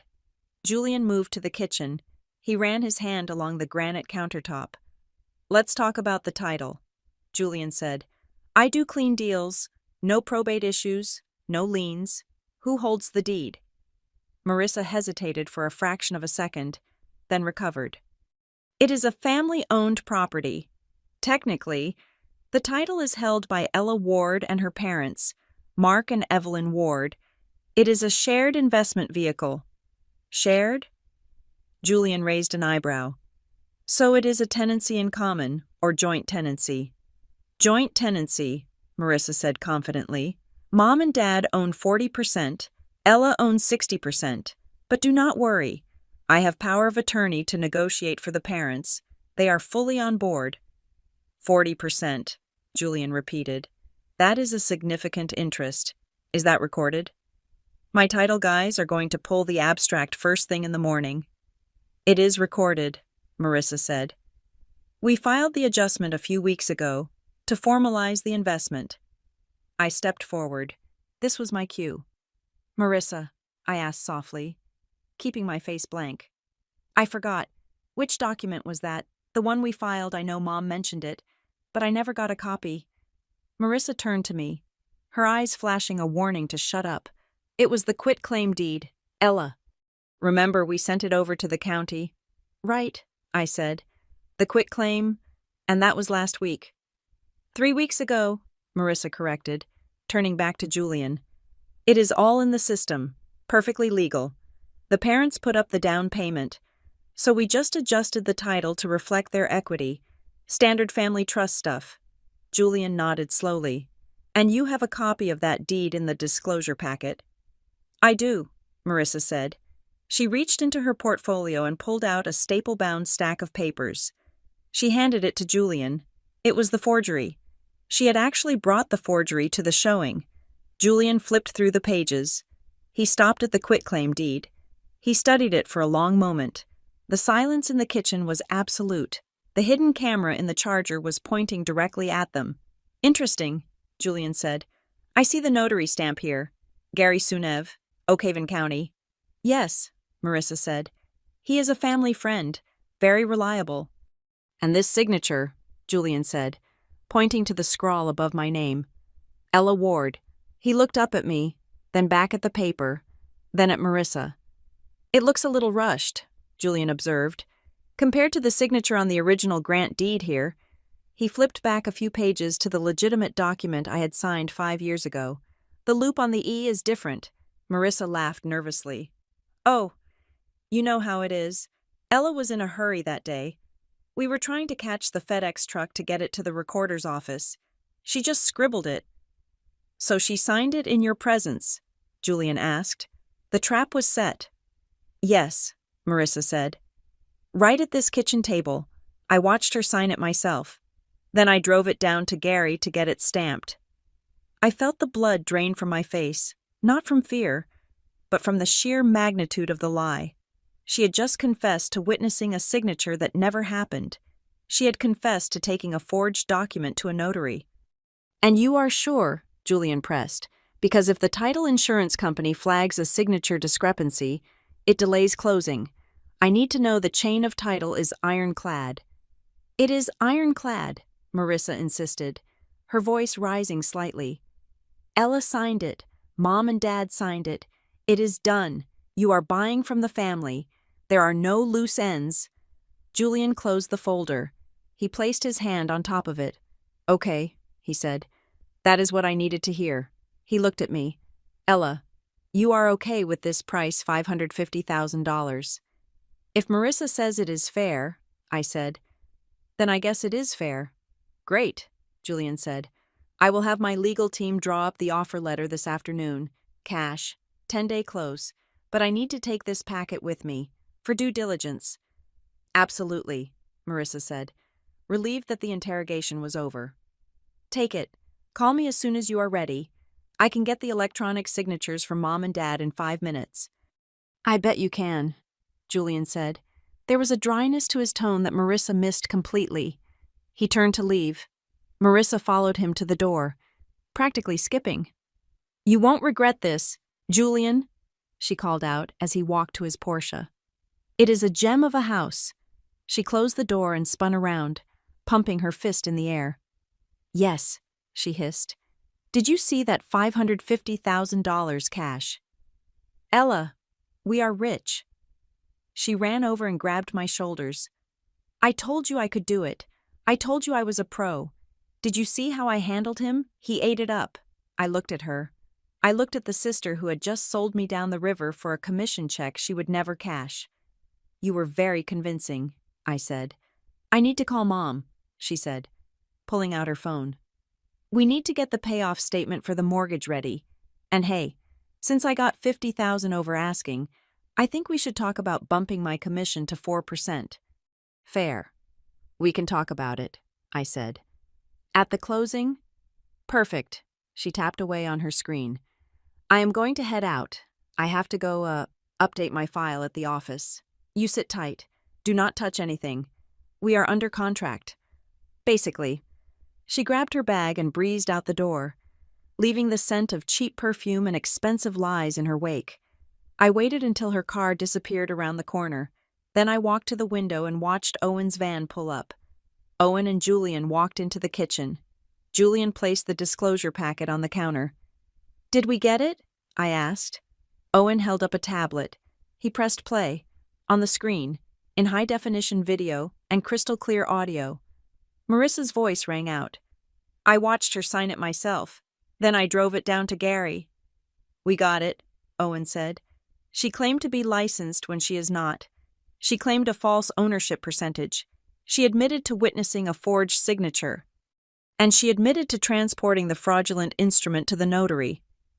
Julian loosened his tie. "She didn't even blink. She lied about the signature being rushed without a second of hesitation. That is a practiced liar." "It is enough for the Real Estate Commission to bury her," Owen said. "It is enough for the district attorney to indict her, and it is certainly enough to invalidate the quitclaim deed." I looked at the video freeze frame of my sister's face, smiling confidently as she destroyed her own life. "What now?" I asked. "Now," Owen said. "We invite the whole family to a meeting. We tell them it is to sign the closing papers for Julian's offer." "But it won't be a closing," I realized. "No," Owen said. "It will be a deposition." I felt a cold shiver run down my spine. It wasn't the thrill of revenge. It was the chilling realization of what I was about to do. I was about to walk my parents and my sister into a room and drop a guillotine on them. "Set it up," I said. "Friday afternoon. Tell them to bring champagne." Owen nodded. "I will have the court reporter ready." I looked around my kitchen. It was still my house, but it felt different now. It was no longer just a home. It was evidence. And I was no longer just a daughter. I was the witness for the prosecution. The conference room at Price Associates was designed to intimidate. It was a glass-walled aquarium suspended 20 floors above the Denver skyline, featuring a table made of a single slab of polished slate and chairs that cost more than my first car. I had chosen this venue deliberately. My parents were used to kitchen table politics, where guilt and volume were the primary weapons. Here, in the sterile air conditioning of high-stakes litigation, their emotional manipulation would have no echo. I sat at the far end of the table, flanked by Owen. On the screen embedded in the wall behind us, the logo of the firm rotated slowly, a silent reminder of the hourly rate that was currently running. The door opened, and the receptionist ushered them in. Marissa led the charge. She was wearing a white dress that looked suspiciously bridal, or perhaps just aggressively celebratory. She carried a bottle of Veuve Clicquot in one hand and her leather portfolio in the other. Behind her, my parents, Mark and Evelyn, walked in with the swagger of people who believed they had just won the lottery. "There she is," my father boomed, his voice too loud for the acoustic dampening of the room. "The smart one finally seeing reason." "This place is fancy," Marissa commented, setting the champagne down on the slate with a heavy clunk. "Is this where we are signing? Where is Julian? I have the DocuSign ready, but wet signatures are fine too." "Sit down," Owen said. He did not stand up. He did not smile. He did not offer them water. The three of them hesitated. The temperature in the room seemed to drop 10 degrees. They pulled out the heavy leather chairs and sat, the scraping sound harsh against the silence. "Where is the buyer?" Marissa asked again, looking at the empty seats. "Julian said he wanted a 10-day close. We need to get the ball rolling." "There is no buyer," Owen stated. His voice was calm, professional, and utterly devoid of warmth. Marissa froze, her hand halfway to her hair. "Excuse me, we have a verbal agreement. He took the disclosure packet. If he is backing out, I will sue him for specific performance. You cannot just—" "Julian Vance is a forensic investigator," Owen interrupted, cutting through her bluster like a scalpel.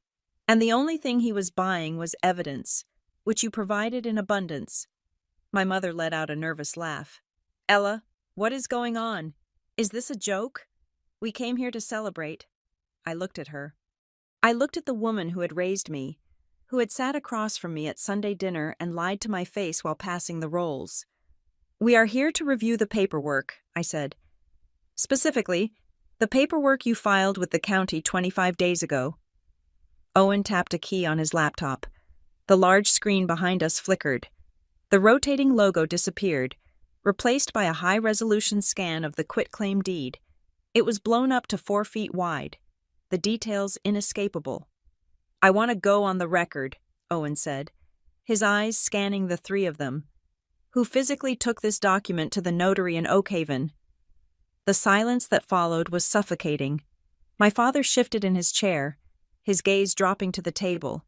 Marissa turned pale, her eyes darting between the screen and me. "I asked a question," Owen pressed. "This document transfers 40% of my client's property to Mark and Evelyn Ward. It claims to be signed by Ella Ward. Who filed it?" "Well," my mother started, her voice high and wavering. "It was a family administrative matter. We discussed it. Remember, Mark? We talked about securing the asset." "Who filed it?" Owen repeated, louder this time.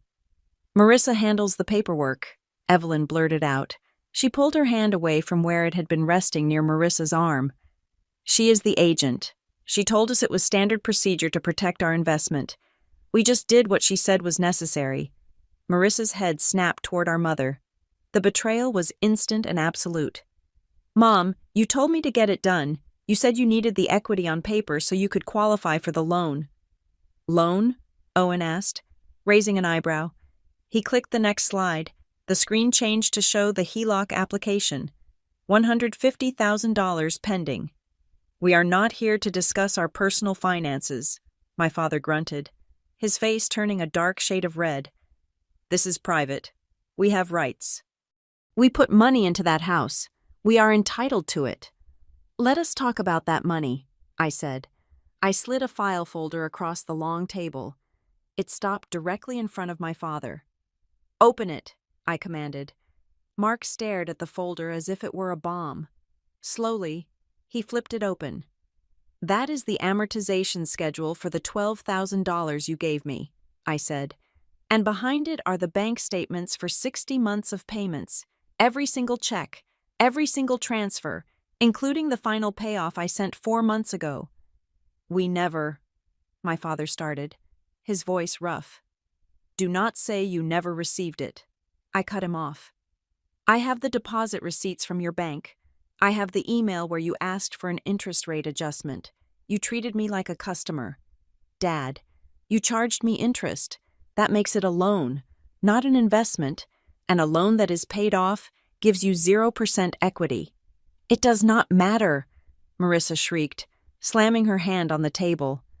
The veneer of the professional was gone, replaced by pure panic. "Ella, stop being such a lawyer about this. Mom and Dad need the money. Who cares about the technicalities?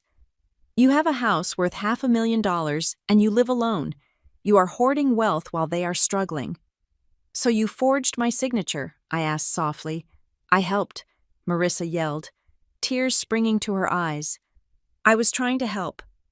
Do you know how hard it is for them? They are seniors. They deserve a retirement.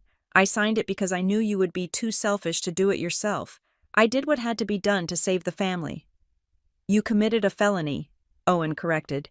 "You committed forgery. You committed filing a false instrument. And by the way, you did it while unlicensed." He clicked the screen again. The video from the hidden camera in my kitchen began to play. Marissa's voice filled the room, clear and damning.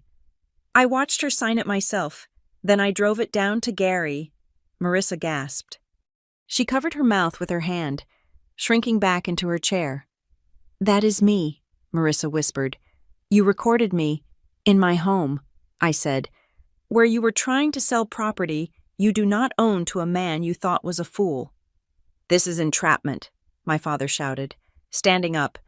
"You cannot do this to your sister. We are your parents." "Sit down, Mr. Ward," Owen said. His voice wasn't loud, but it had the weight of an anvil. "Unless you want to discuss the perjury charges you will face if you claim under oath that you witnessed that signature." My father sank back down, He looked defeated. The bluster was gone. He looked old. Why? I asked him. I looked directly into his eyes. Why $150,000? Why now you have your pension? You have Social Security. You have your house. Why did you need to steal mine? My father looked at my mother. Evelyn was weeping silently, dabbing her eyes with a tissue, refusing to look at anyone. Tell her. Mark, my mother whispered. She's going to send us to jail. Just tell her. My father let out a long, shuddering breath. He placed his hands on the table and clasped them together, the knuckles white. I am being sued, he said. The words were so quiet I almost missed them. Sued for what? I asked. Do you remember Uncle Jerry? He asked. From the lodge. The guy who sells solar panels. He needed a guarantor, my father said, his voice trembling. For a business loan, 2 years ago, he said it was a sure thing. Government contracts, easy money. I co-signed. I closed my eyes. I saw it all. The predatory lenders, the smooth-talking friend, the gullible retiree who wanted to feel important. He defaulted, I guessed. He disappeared, my father corrected.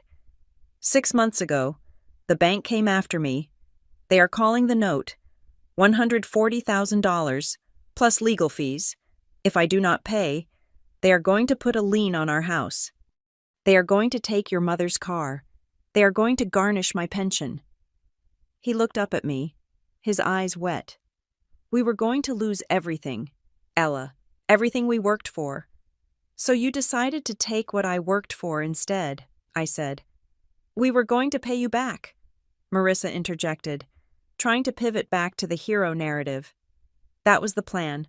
We take the HELOC on your house, pay off Dad's debt, and then when the market goes up next spring, we sell your place, pay off the HELOC, and give you the rest. It was a bridge loan, just like they gave you. Without asking me, I said, without my consent, you were going to saddle me with $150,000 of debt, ruin my credit, and force me to move, all to cover up Dad's bad business decision. We were trying to protect you from the stress, my mother sobbed. We didn't want you to worry about us. No, I said, standing up. You didn't want the embarrassment. You didn't want to admit that you made a mistake, so you decided that my property was actually your safety net. I walked over to the window. The city looked small from up here. The cars were just little metal specks.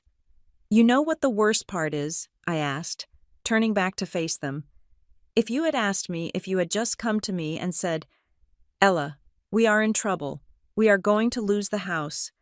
I would have helped. I have savings. I could have taken out a legitimate loan. I would have done it because I loved you. They looked up, hope flickering in their eyes. But you didn't ask, I continued, my voice hardening into steel. You stole, you lied, you forged, you brought a stranger into my home to photograph my bedroom. You tried to gaslight me into believing I owed you. Ella, please, my father pleaded. I am scared. I cannot be homeless at 70. You won't be homeless, I said. But you are not getting my house, I nodded to Owen. Here is the situation, Owen said, sliding a new document across the table. It was a settlement agreement. We have prepared a revocation of the quitclaim deed. You are going to sign it right now, in front of a legitimate notary I have waiting in the next room. This will restore the title to Ella Ward as the sole owner. Okay, my father said quickly. We will sign. Immediately. Second, Owen continued, Marissa, you are going to sign a voluntary surrender of your real estate license. I know it is already inactive, but this prevents you from ever renewing it. You are done in this industry. What? Marissa gasped. No, that is my career. That is how I make a living. You don't make a living, I said brutally. You have zero income and a mountain of debt, and you use your license to commit fraud. Sign it, or we send the video to the district attorney. Marissa looked at the champagne bottle she had brought. The celebration was dead. She looked at Owen, who was holding his phone, ready to hit send on an email that would destroy her. Fine, she spat. I will sign. And third, Owen said, looking at my parents. The HELOC application. You are going to withdraw it formally, and you are going to sign an affidavit stating that the previous application contained false information regarding ownership. But the debt, my father whispered. The lawsuit. What do I do? That is not my client's problem, Owen said cold-heartedly. However, because Ella is more generous than I advised her to be. He looked at me. I took a deep breath. I will not give you money, I said, but I will pay for a bankruptcy attorney, a real one, not one of your friends from the lodge. You can file for Chapter 13. You can restructure the debt. You might save your house, but you have to do it legally, and you have to do it without me. Bankruptcy. My mother looked horrified. But the neighbors, the shame. The shame is better than prison, I said. And make no mistake, if you ever try to touch my title again, if I ever see another document with my name on it that I didn't sign, I will not call Owen, I will call the police, and I will press charges. Is that clear? My father nodded slowly. He looked at the amortization schedule of the $12,000, the money he had used to justify his entitlement. He pushed it away. It is clear, he said. Good, Owen said. He pressed a button on the intercom. Send in the notary. The door opened. A woman in a gray suit walked in with a stamp and a logbook. I watched as they signed. I watched my father's hand shake as he signed the deed revocation. I watched Marissa cry silent, angry tears as she signed the surrender of her license. I watched my mother look at the floor, unable to meet my gaze. They had walked in as a united front, arrogant and entitled. They were leaving as three broken individuals, stripped of their delusions. I didn't feel happy. I didn't feel triumphant. I felt a profound, hollow sadness. I had saved my house. I had protected my future. But I had lost the illusion that I had a family who cared about me more than they cared about their own survival. When the last signature was dried, I stood up. You can leave now, I said. Ella, my mother said, standing up shakily. Sunday dinner, we can just talk. No, I said. I think I will be eating alone for a while. They shuffled out of the room. Marissa forgot her champagne. It sat on the table, warm and unopened, a monument to a victory that never happened. Owen closed the folder. You handled that well. Did I asked, looking at the empty chairs. You established boundaries, Owen said. It is painful, but it is necessary. They were drowning, Ella, and they were climbing on your shoulders to breathe. I nodded. I looked at the screen, where the image of the forged deed was still displayed. Delete it, I said. Delete it all. Done, Owen said. But I knew that while the file could be deleted, the memory of seeing my own parents rationalize my destruction would stay with me forever. I had my house, but the home I thought I had grown up in, that was gone. The days following the confrontation in Owen's office should have felt like a victory lap. I had the confession. I had the signed revocation. I had stopped the immediate theft of my equity. But victory in a family war does not feel like winning. It feels like surviving a car crash where you are the only one who walked away. But you still have to look at the wreckage. Owen was ruthless in his efficiency. On Monday morning, he filed the emergency title freeze with the county recorder. It was a legal straitjacket for my property, ensuring that no document, not a deed, not a lien, not even a permit could be recorded against my parcel number without my direct, notarized consent and a court order.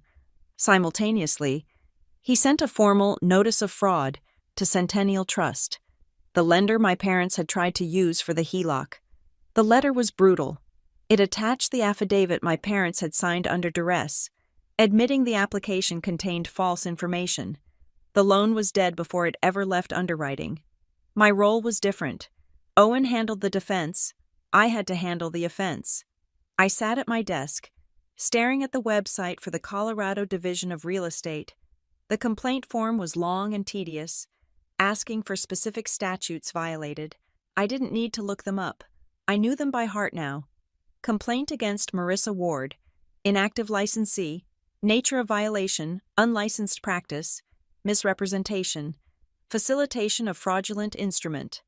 I uploaded the video file of Marissa claiming to be licensed and in good standing. I uploaded the email where she conspired with the notary. Clicking submit felt like pulling a trigger. I wasn't just reporting a bad agent, I was ending my sister's career.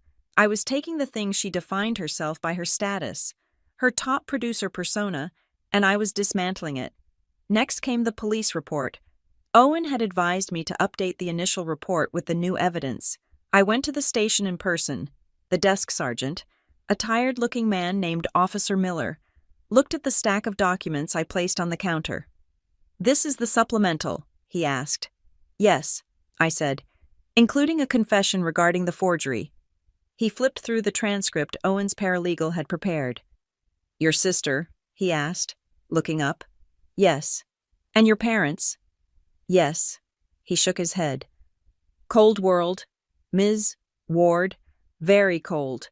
He stamped the file. "Received." That stamp was the line in the sand.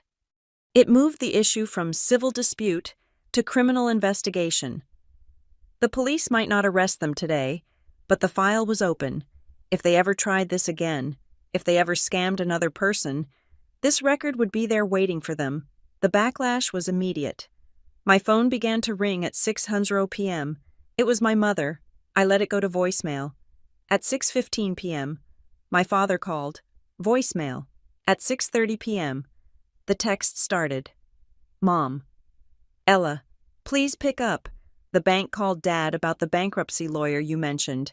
Are you really making us do this? Dad, we fixed the deed. Why are you still punishing us? We are family. Marissa, you reported me to the commission. Are you insane? I can't even work as an assistant now. You are ruining my life over a piece of paper I sat on my couch." The phone buzzing against the cushion like an angry hornet. The guilt was a physical weight in my chest. It whispered that I was being too harsh. It whispered that they were old, that they were desperate, that Marissa was just stupid, not evil. But then I looked at the wall where I had rehung my framed deed, the real one, and I remembered the feeling of seeing my signature forged. I remembered the cold calculation of the HELOC application. I picked up the phone and typed a single message to the group chat. "Ella, I am not punishing you. I am protecting myself. You committed crimes? You tried to steal $150,000 from me. If this was a stranger, they would be in jail. Being family does not give you immunity. Family should mean you protect each other, not prey on each other. Family means you follow the law." I hit send. The response was immediate. Marissa called. I stared at the screen for a moment, then answered. I needed to hear it. I needed to know if there was any remorse, any understanding of the gravity of what she had done. "What is wrong with you?" Marissa screamed the moment the line connected. She sounded hysterical. "I just got an email from the commission notifying me of an investigation. They are going to pull my license permanently. I will be blacklisted." "You should have thought of that before you forged a deed," I said calmly. "I didn't steal anything," she shrieked. "The house is still there. You didn't lose a dime. Why do you have to be so vindictive? You are so selfish.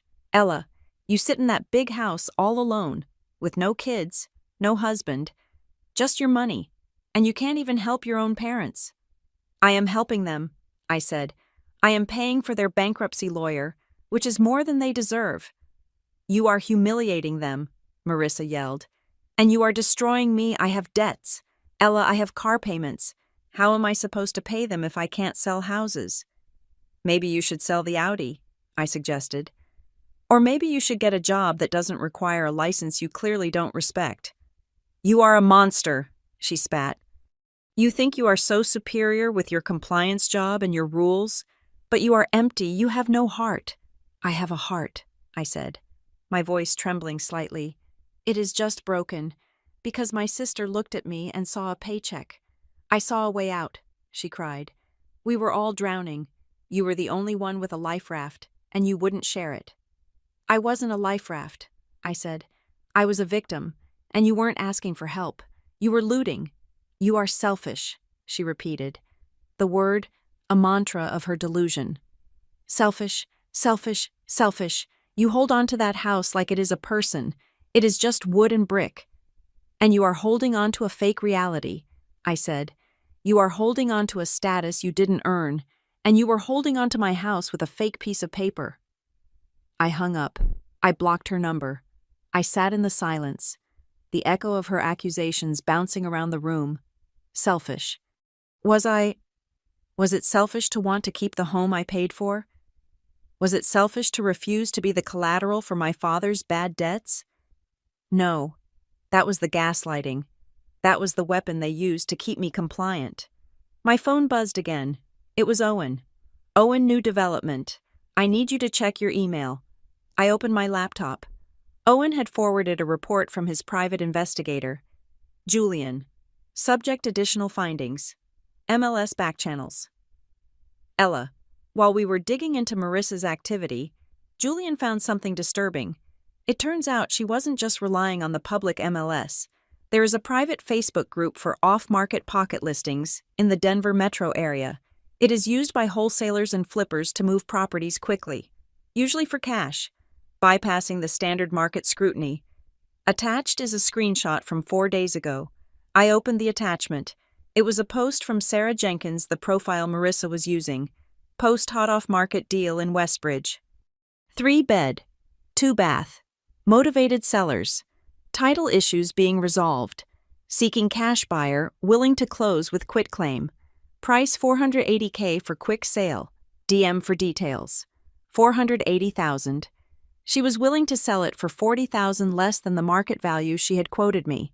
She was discounting my home to move it fast, specifically targeting cash buyers who were willing to overlook title issues. The date on the post was 2 days before the Sunday dinner. They had been trying to sell it out from under me before they even told me they wanted to sell it. They were actively marketing it to sharks. If one of those cash buyers had bitten, if they had found someone shady enough to accept the forged deed, I could have come home from work to find the locks changed and a stranger living in my living room. This wasn't just a desperate scramble. This was a premeditated liquidation. I felt a cold sweat break out on my neck. The betrayal went deeper than I thought. They weren't just incompetent. They were malicious. They were willing to throw me to the wolves, the "we buy ugly houses" crowd, just to get their hands on the cash a few days earlier. And there was more. Owen's email continued. Also regarding the notary. Gary Sunev. I pulled his record. He has been flagged twice before by the Secretary of State for procedural irregularities. In 2018, he notarized a vehicle transfer for a dead man. He got a warning. He is not just a sloppy notary. Ella, he is a fixer. He is the guy you go to when you need a lie stamped. My father knew him. They served together. My father knew exactly who he was calling. He didn't call Gary because he was a friend. He called him because he was corrupt. I closed the laptop. I walked into the kitchen and poured a glass of water. My hand shaking so hard, I spilled half of it on the counter. I realized then that the fear I was feeling wasn't about the house anymore. The house was safe. The legal walls were up. The fear was about the void that had opened up beneath me. I had spent my entire life believing that, despite our differences, my family loved me. I believed that if I was in trouble, they would be there. I believed that the Sunday dinners, the birthday cards, the awkward holidays, they meant something. But they didn't. To them, I was just another resource. I was an asset to be managed, leveraged, and liquidated the moment their comfort was threatened. They didn't hesitate to sacrifice my security. They had tried to sell my home on a black market Facebook group. I looked at the empty chair where Marissa had sat, laughing about the commission. I looked at the spot where my father had sat, demanding family rights. They were strangers. Worse than strangers, they were enemies who knew the keypad code to my garage. I went to the back door and punched in the programming code for the digital lock. I deleted the user code labeled parents. I deleted the user code labeled Marissa. The electronic beep of the lock confirming the deletion sounded like a gavel banging down. I was safe, but I had never felt more alone. The legal battle was winning, but the emotional war was a massacre, and I was the only casualty. The silence that filled my house after the confrontation was not peaceful. It was heavy, like the air before a thunderstorm. I had revoked the deed, reported my sister, and watched my parents sign away their pride in a high-rise conference room. I thought I had reached the bottom of the well. I thought I had seen the entire architecture of their betrayal. I was wrong. The floor was about to drop out from under me again. It was Wednesday morning, 3 days after the meeting, when Owen Price called. He did not use his usual crisp, professional greeting. "Ella," he said, his voice tight, "we just got the full file from Centennial Trust, the lender your parents applied to."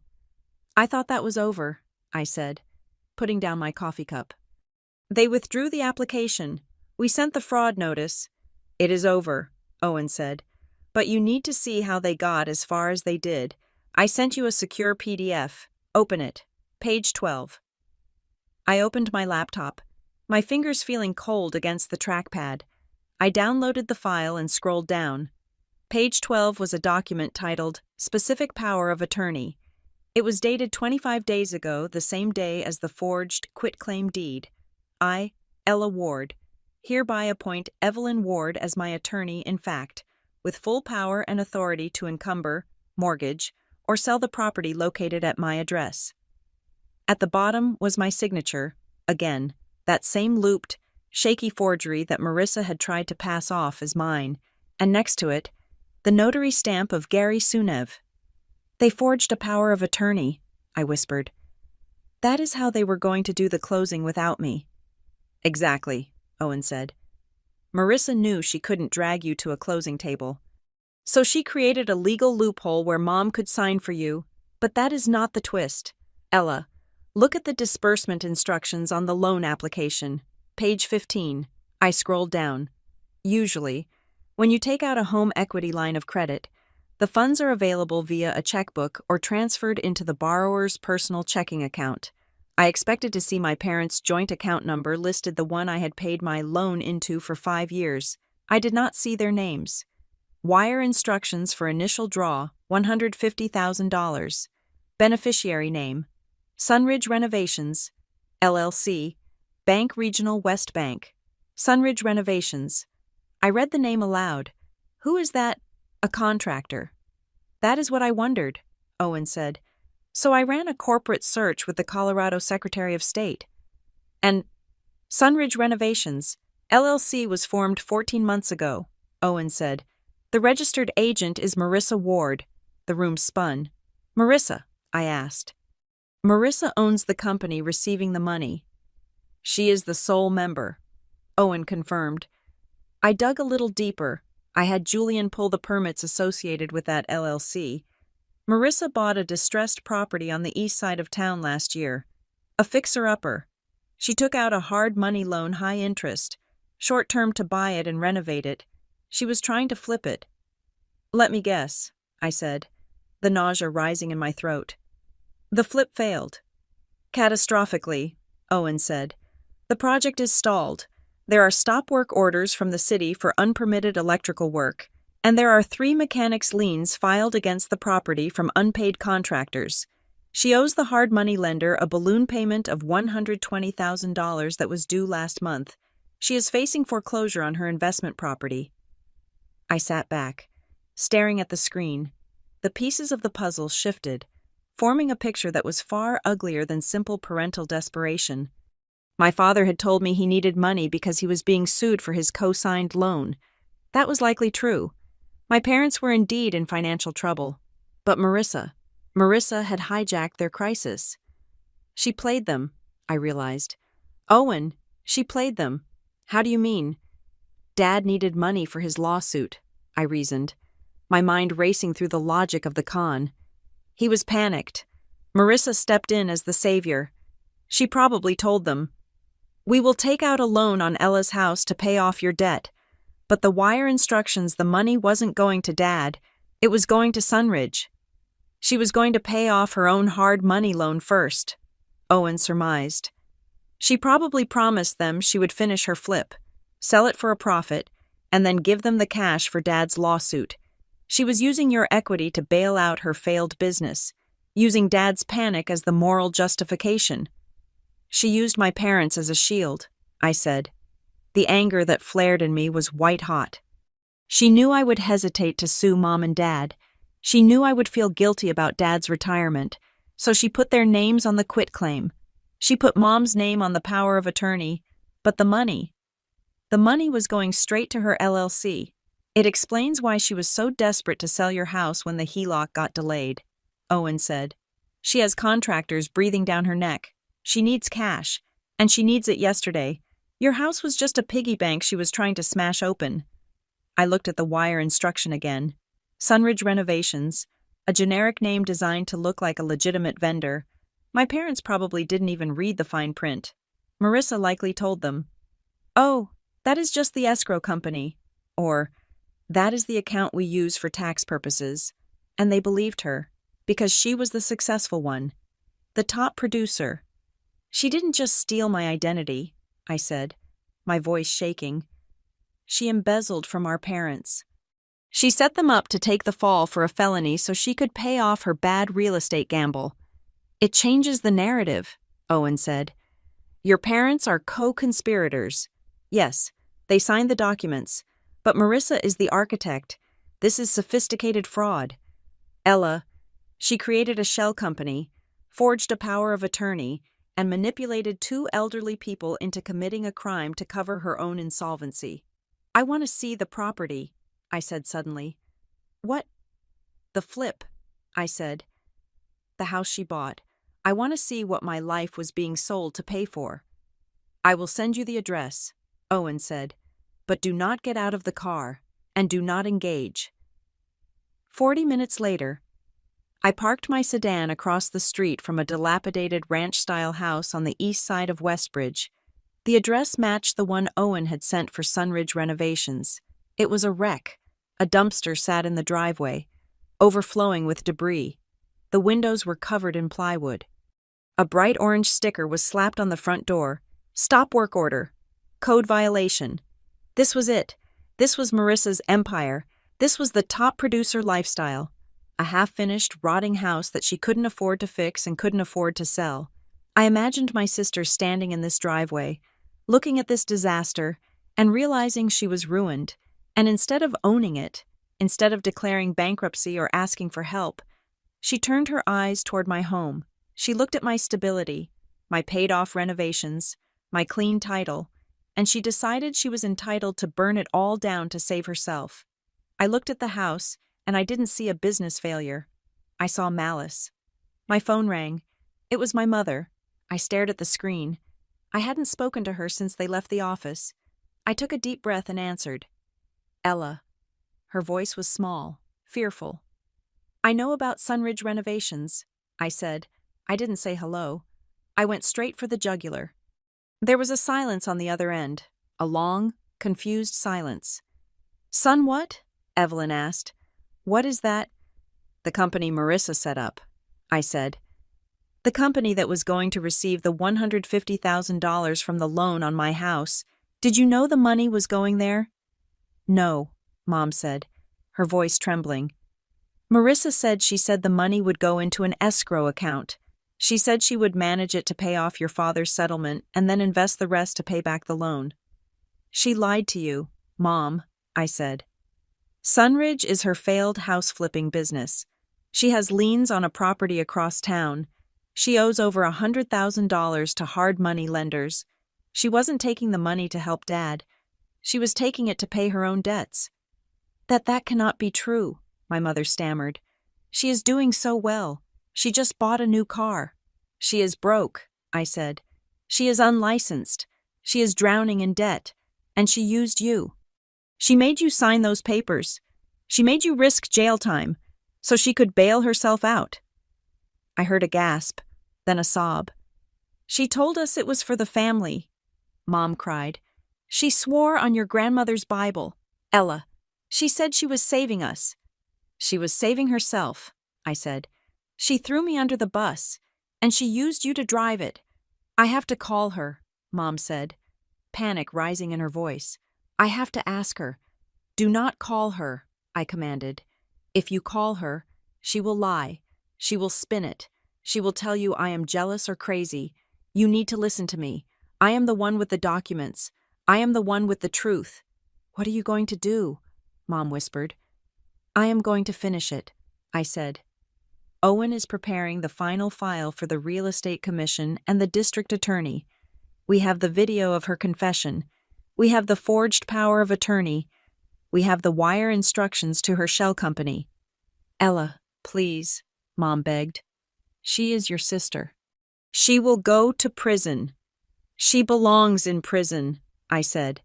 The words tasted like ash, but they were true. She is a predator, Mom. She preyed on me. She preyed on you. If I let her go, she will do it to someone else.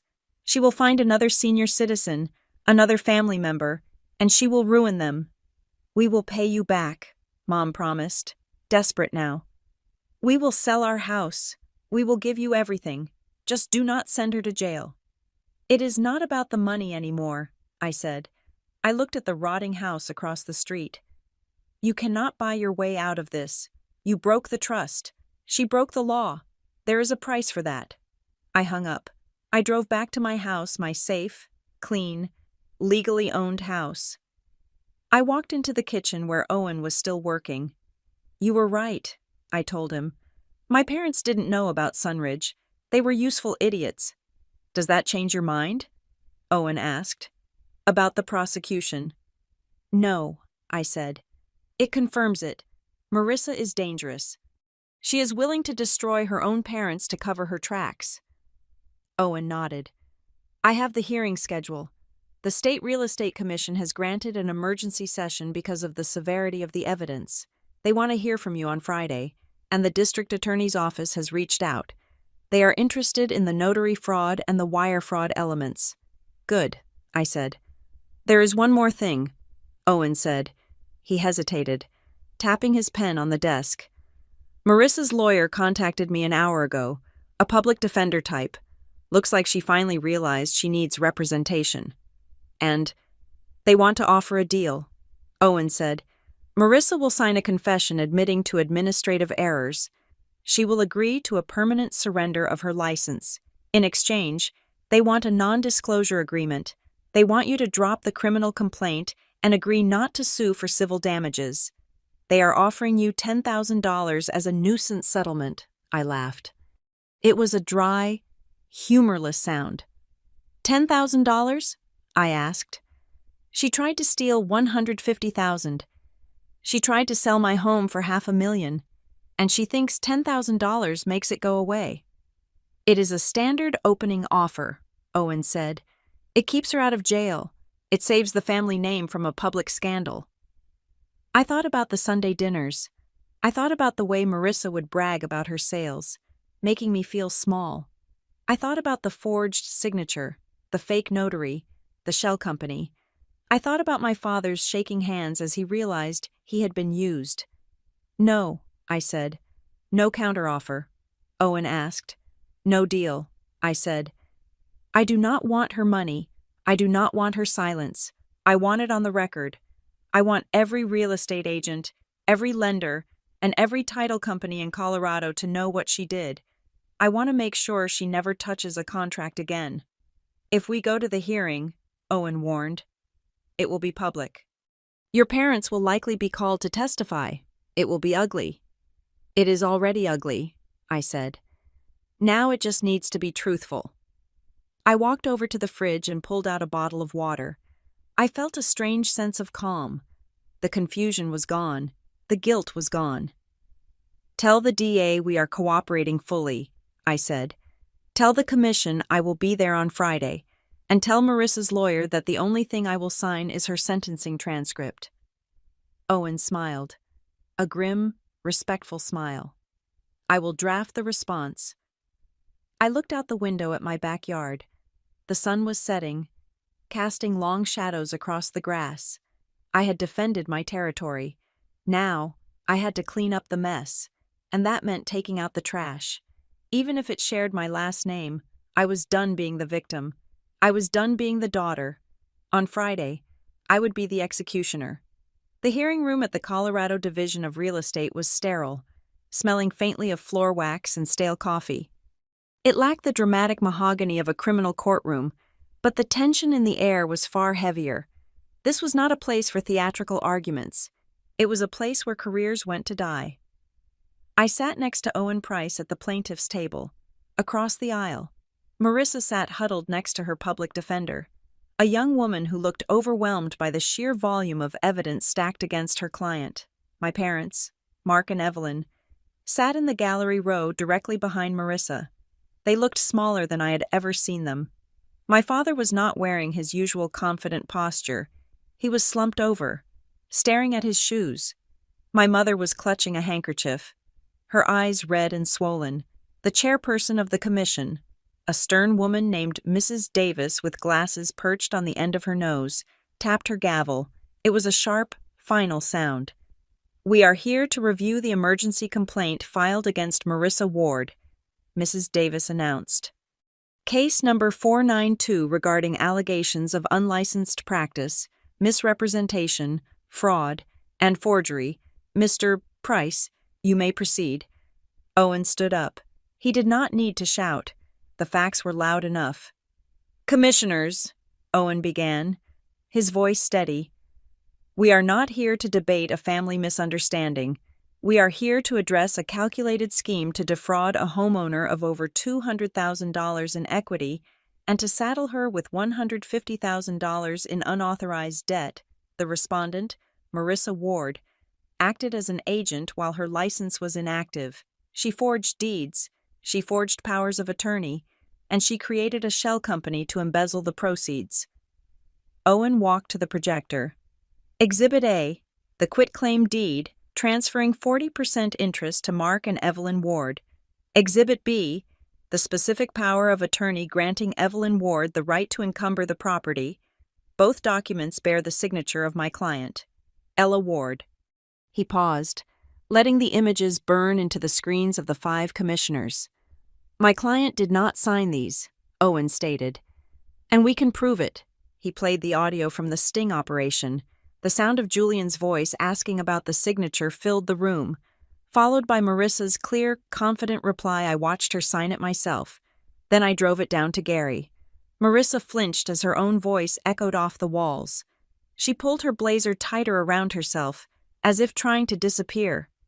"She lied to a potential buyer," Owen continued. "She claimed to witness a signature that never happened.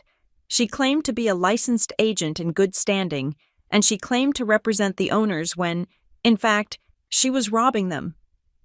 The door to the hearing room opened, and a man in a gray suit walked in. It was the representative from Centennial Trust, the lender. He took the stand. "Can you confirm the status of the loan application?" Owen asked him. "We had approved a home equity line of credit for $150,000. The banker testified. His tone was grave. "The underwriting was based entirely on the quitclaim deed provided by Ms. Ward. We were 48 hours away from wiring the funds to Sunridge Renovations, LLC. If the fraud alert had not been placed by the real owner, we would have disbursed the money." "And what is the bank's position on this?" Owen asked.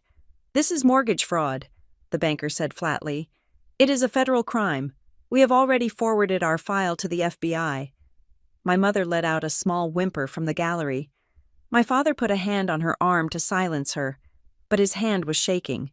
Marissa's lawyer stood up. She looked nervous. "Commissioners, my client admits to errors in judgment. She was under extreme financial pressure.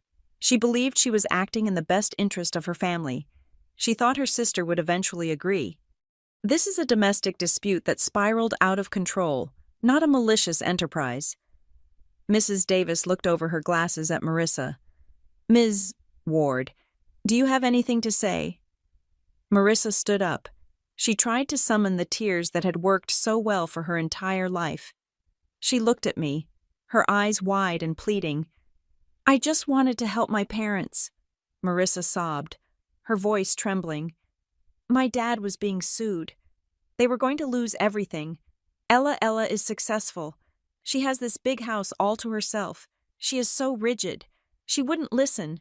I just needed to borrow the equity for a few months. I was going to pay it back. I swear."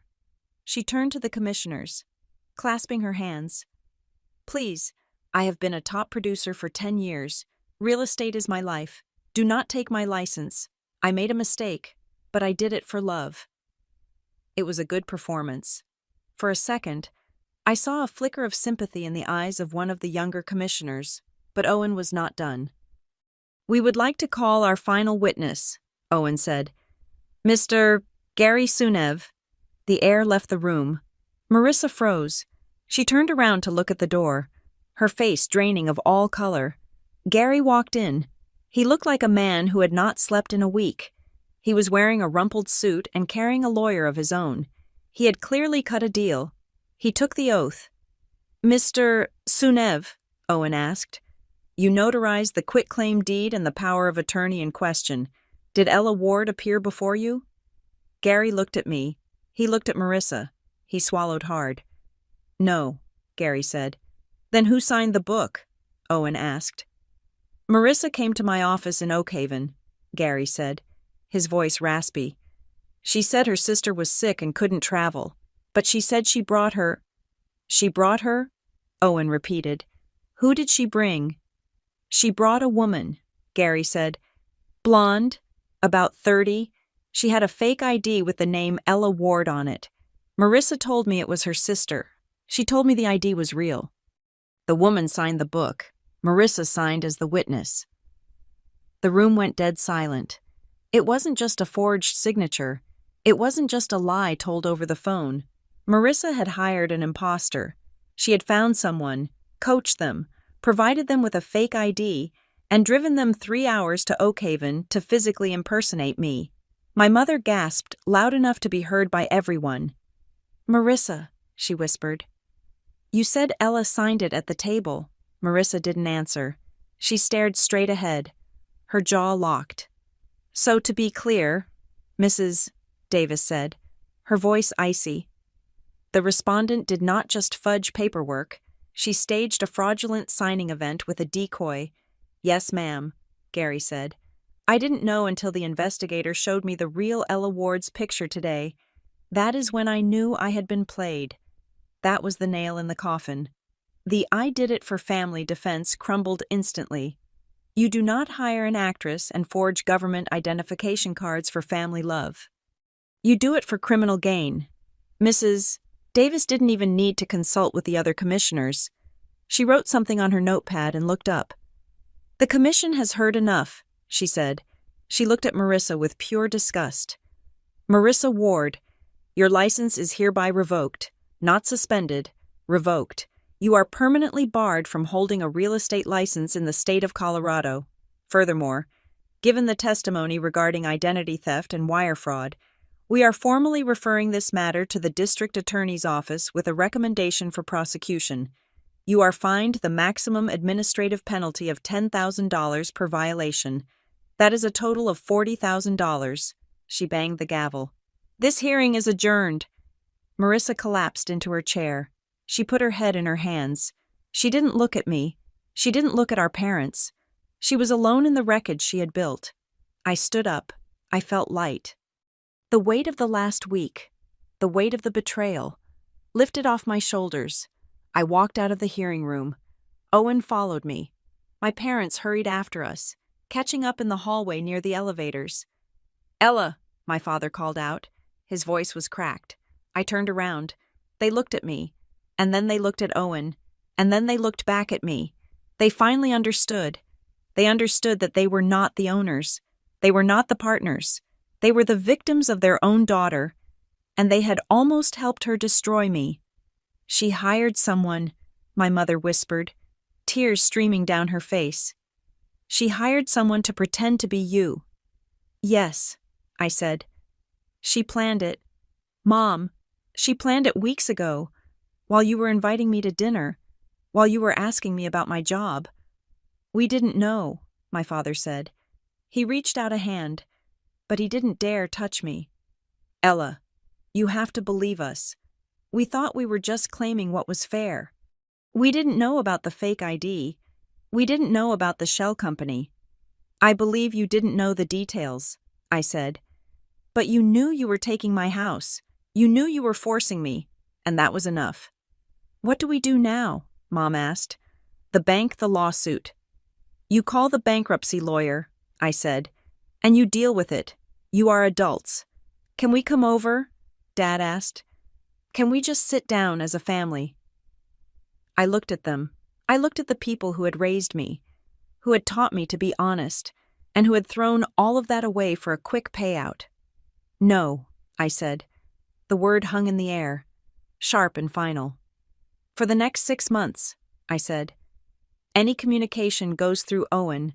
Do not call me, do not text me, and do not come to my house. Ella, please, Mom sobbed.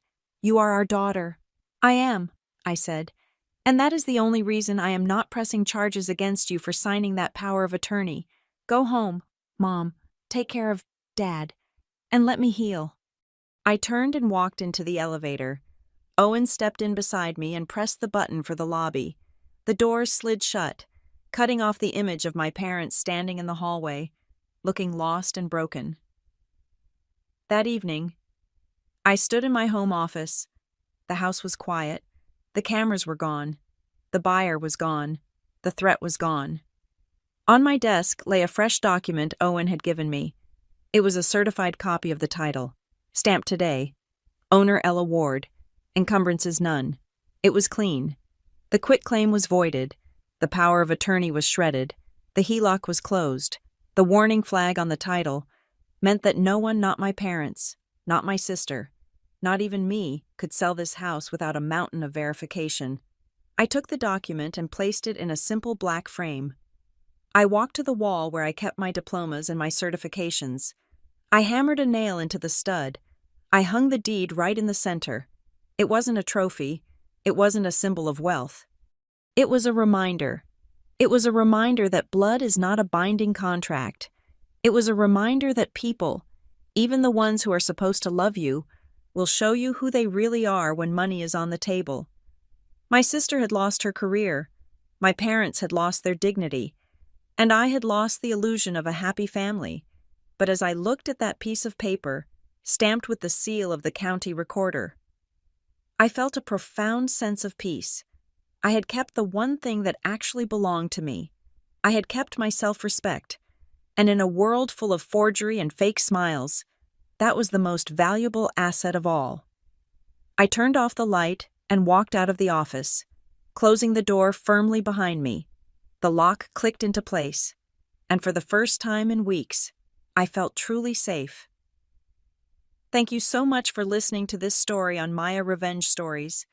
I really hope you enjoyed following Ella's journey as she fought back against betrayal to protect what was hers. I would love to hear from you.